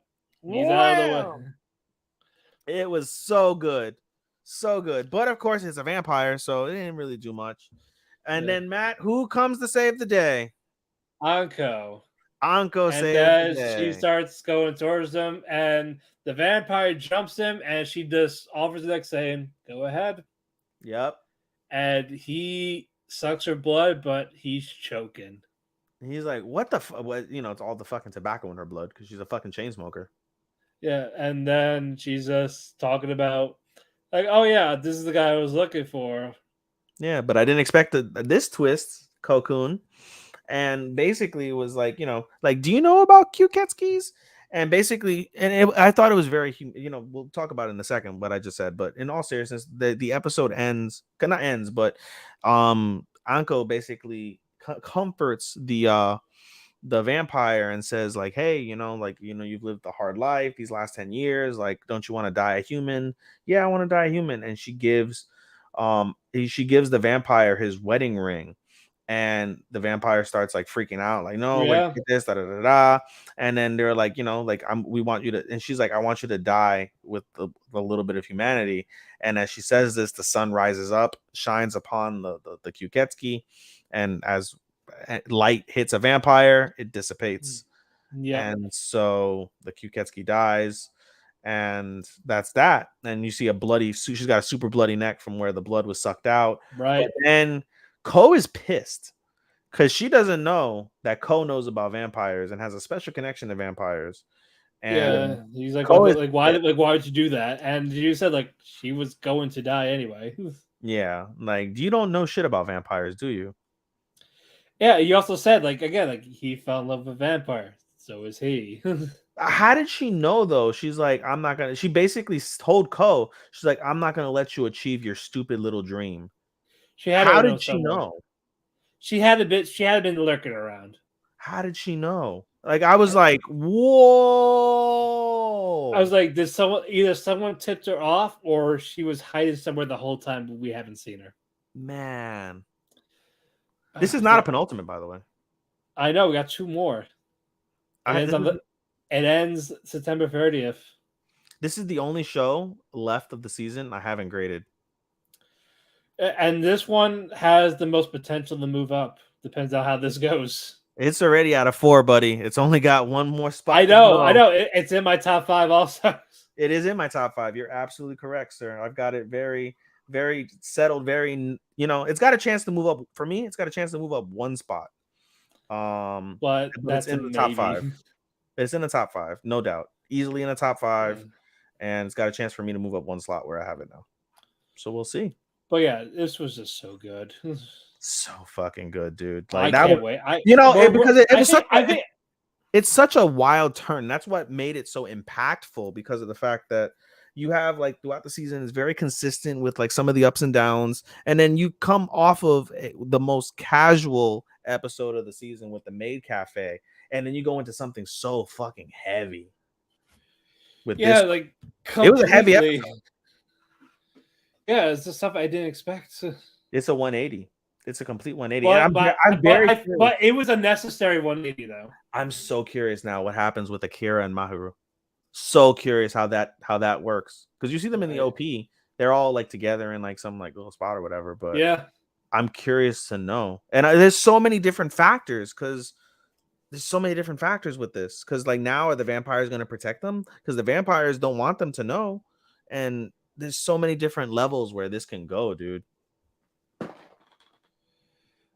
Man, we'll find out next week, hopefully. I'm excited. Closing thoughts? I'm tired. Yeah. This is a solid penultimate week. We have plenty of finales to go. We'll be back on. Are we doing Monday? We're doing the next 2 Mondays. We're doing the next 2 Mondays. Okay. Yeah. So we will do what we can. Oh boy. Anyway, we talked our cake. We had our cake. We're full of cake. We're tired. I'm tired. He's tired. Like always. Oh yeah, because no one did my route yesterday when I was off. Wow. Nothing was touched. I had to do double work. So that was late. Like, fuck. That sucks, dicks. Yeah, I was like, I hope I get COVID. You definitely need to transfer somewhere closer, somewhere better. I'm trying. We'll see. But Anyway, follow me on Twitter at DamonPhoenix12. You can also follow our Talk to Keki Twitter at Talk to Keki.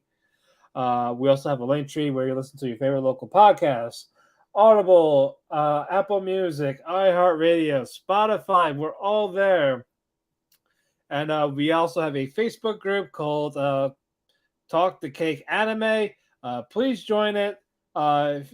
Say how you heard from us. Eat the cake. What? Eat the cake. Eat the cake. Eat the cake. Sorry. Eat the cake anime. Tabeteru. But yeah, well, just fill out a questionnaire. Say how'd you hear from us? Say from the show. We will give you a shout out. We want to thank Sean, our editor. We also want to thank both W2N Network and Chair Shot Radio for hosting us. We're on their websites on different days of the week. So if you want to wait a little longer, we're on there. Even your plugs. Yes, you can follow me on Analyst at analyst.co/SHOSTOPPA249. You can follow me on Instagram at AI_anime24. That is my anime Instagram. I am posting my reviews of the shows as they complete. Tomorrow's review, it should have been today, but I forgot. And they should have posted these several days ago, but I forgot. Tomorrow's review will be Rent a Girlfriend. Following that will be what's the next one after that I finished?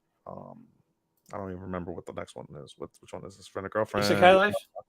No, Ruby. I already posted Isekai Life. Ruby. Isekai Life Okay, first. so Ruby. Ruby's next. Once I watch Vermeil will be next after that, and so forth and so on as these conclude. You can follow me on my podcast Instagram at podcast.senpai. You can follow us on our Talk to Keki Instagram at Talk to Keki, TalkTheKeki. You can follow me on Twitter at SHOSTOPPA24. As Matt said, every single one of our socials has a link tree where you can follow our endeavors as well as our socials and places where you can listen to or see the podcast. Again, shout out to my boy Andy with MMA for Marks. It reminds me I need to talk to Sean about how we're going to introduce it, but we really want to get that up and running soon under the W2M network. We're really looking forward to bringing that to you guys. For anybody that loves anything regarding combat sports, that's going to be your new shop pretty soon for that. So you can hear me and my boy talk just as crazy as I talk with Matt. And looking forward to that. Also stay tuned for what's it called? For my little surprise that I have for EDC Orlando coming up involving the podcast. Looking forward to that. We'll be putting that on all of our social channels once I get that little surprise in. Hopefully at the end of no later than the end of October, but probably sooner. Looking forward to that. And again, shout out to our other surprise, Matt, that we're waiting to debut.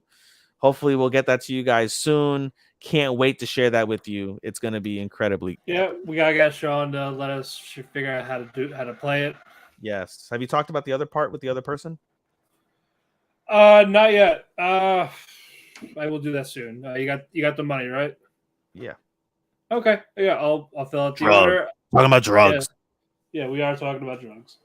But what you call it? Send me samples in the messenger of what I want, of how we want to make it like similar to that type of VD.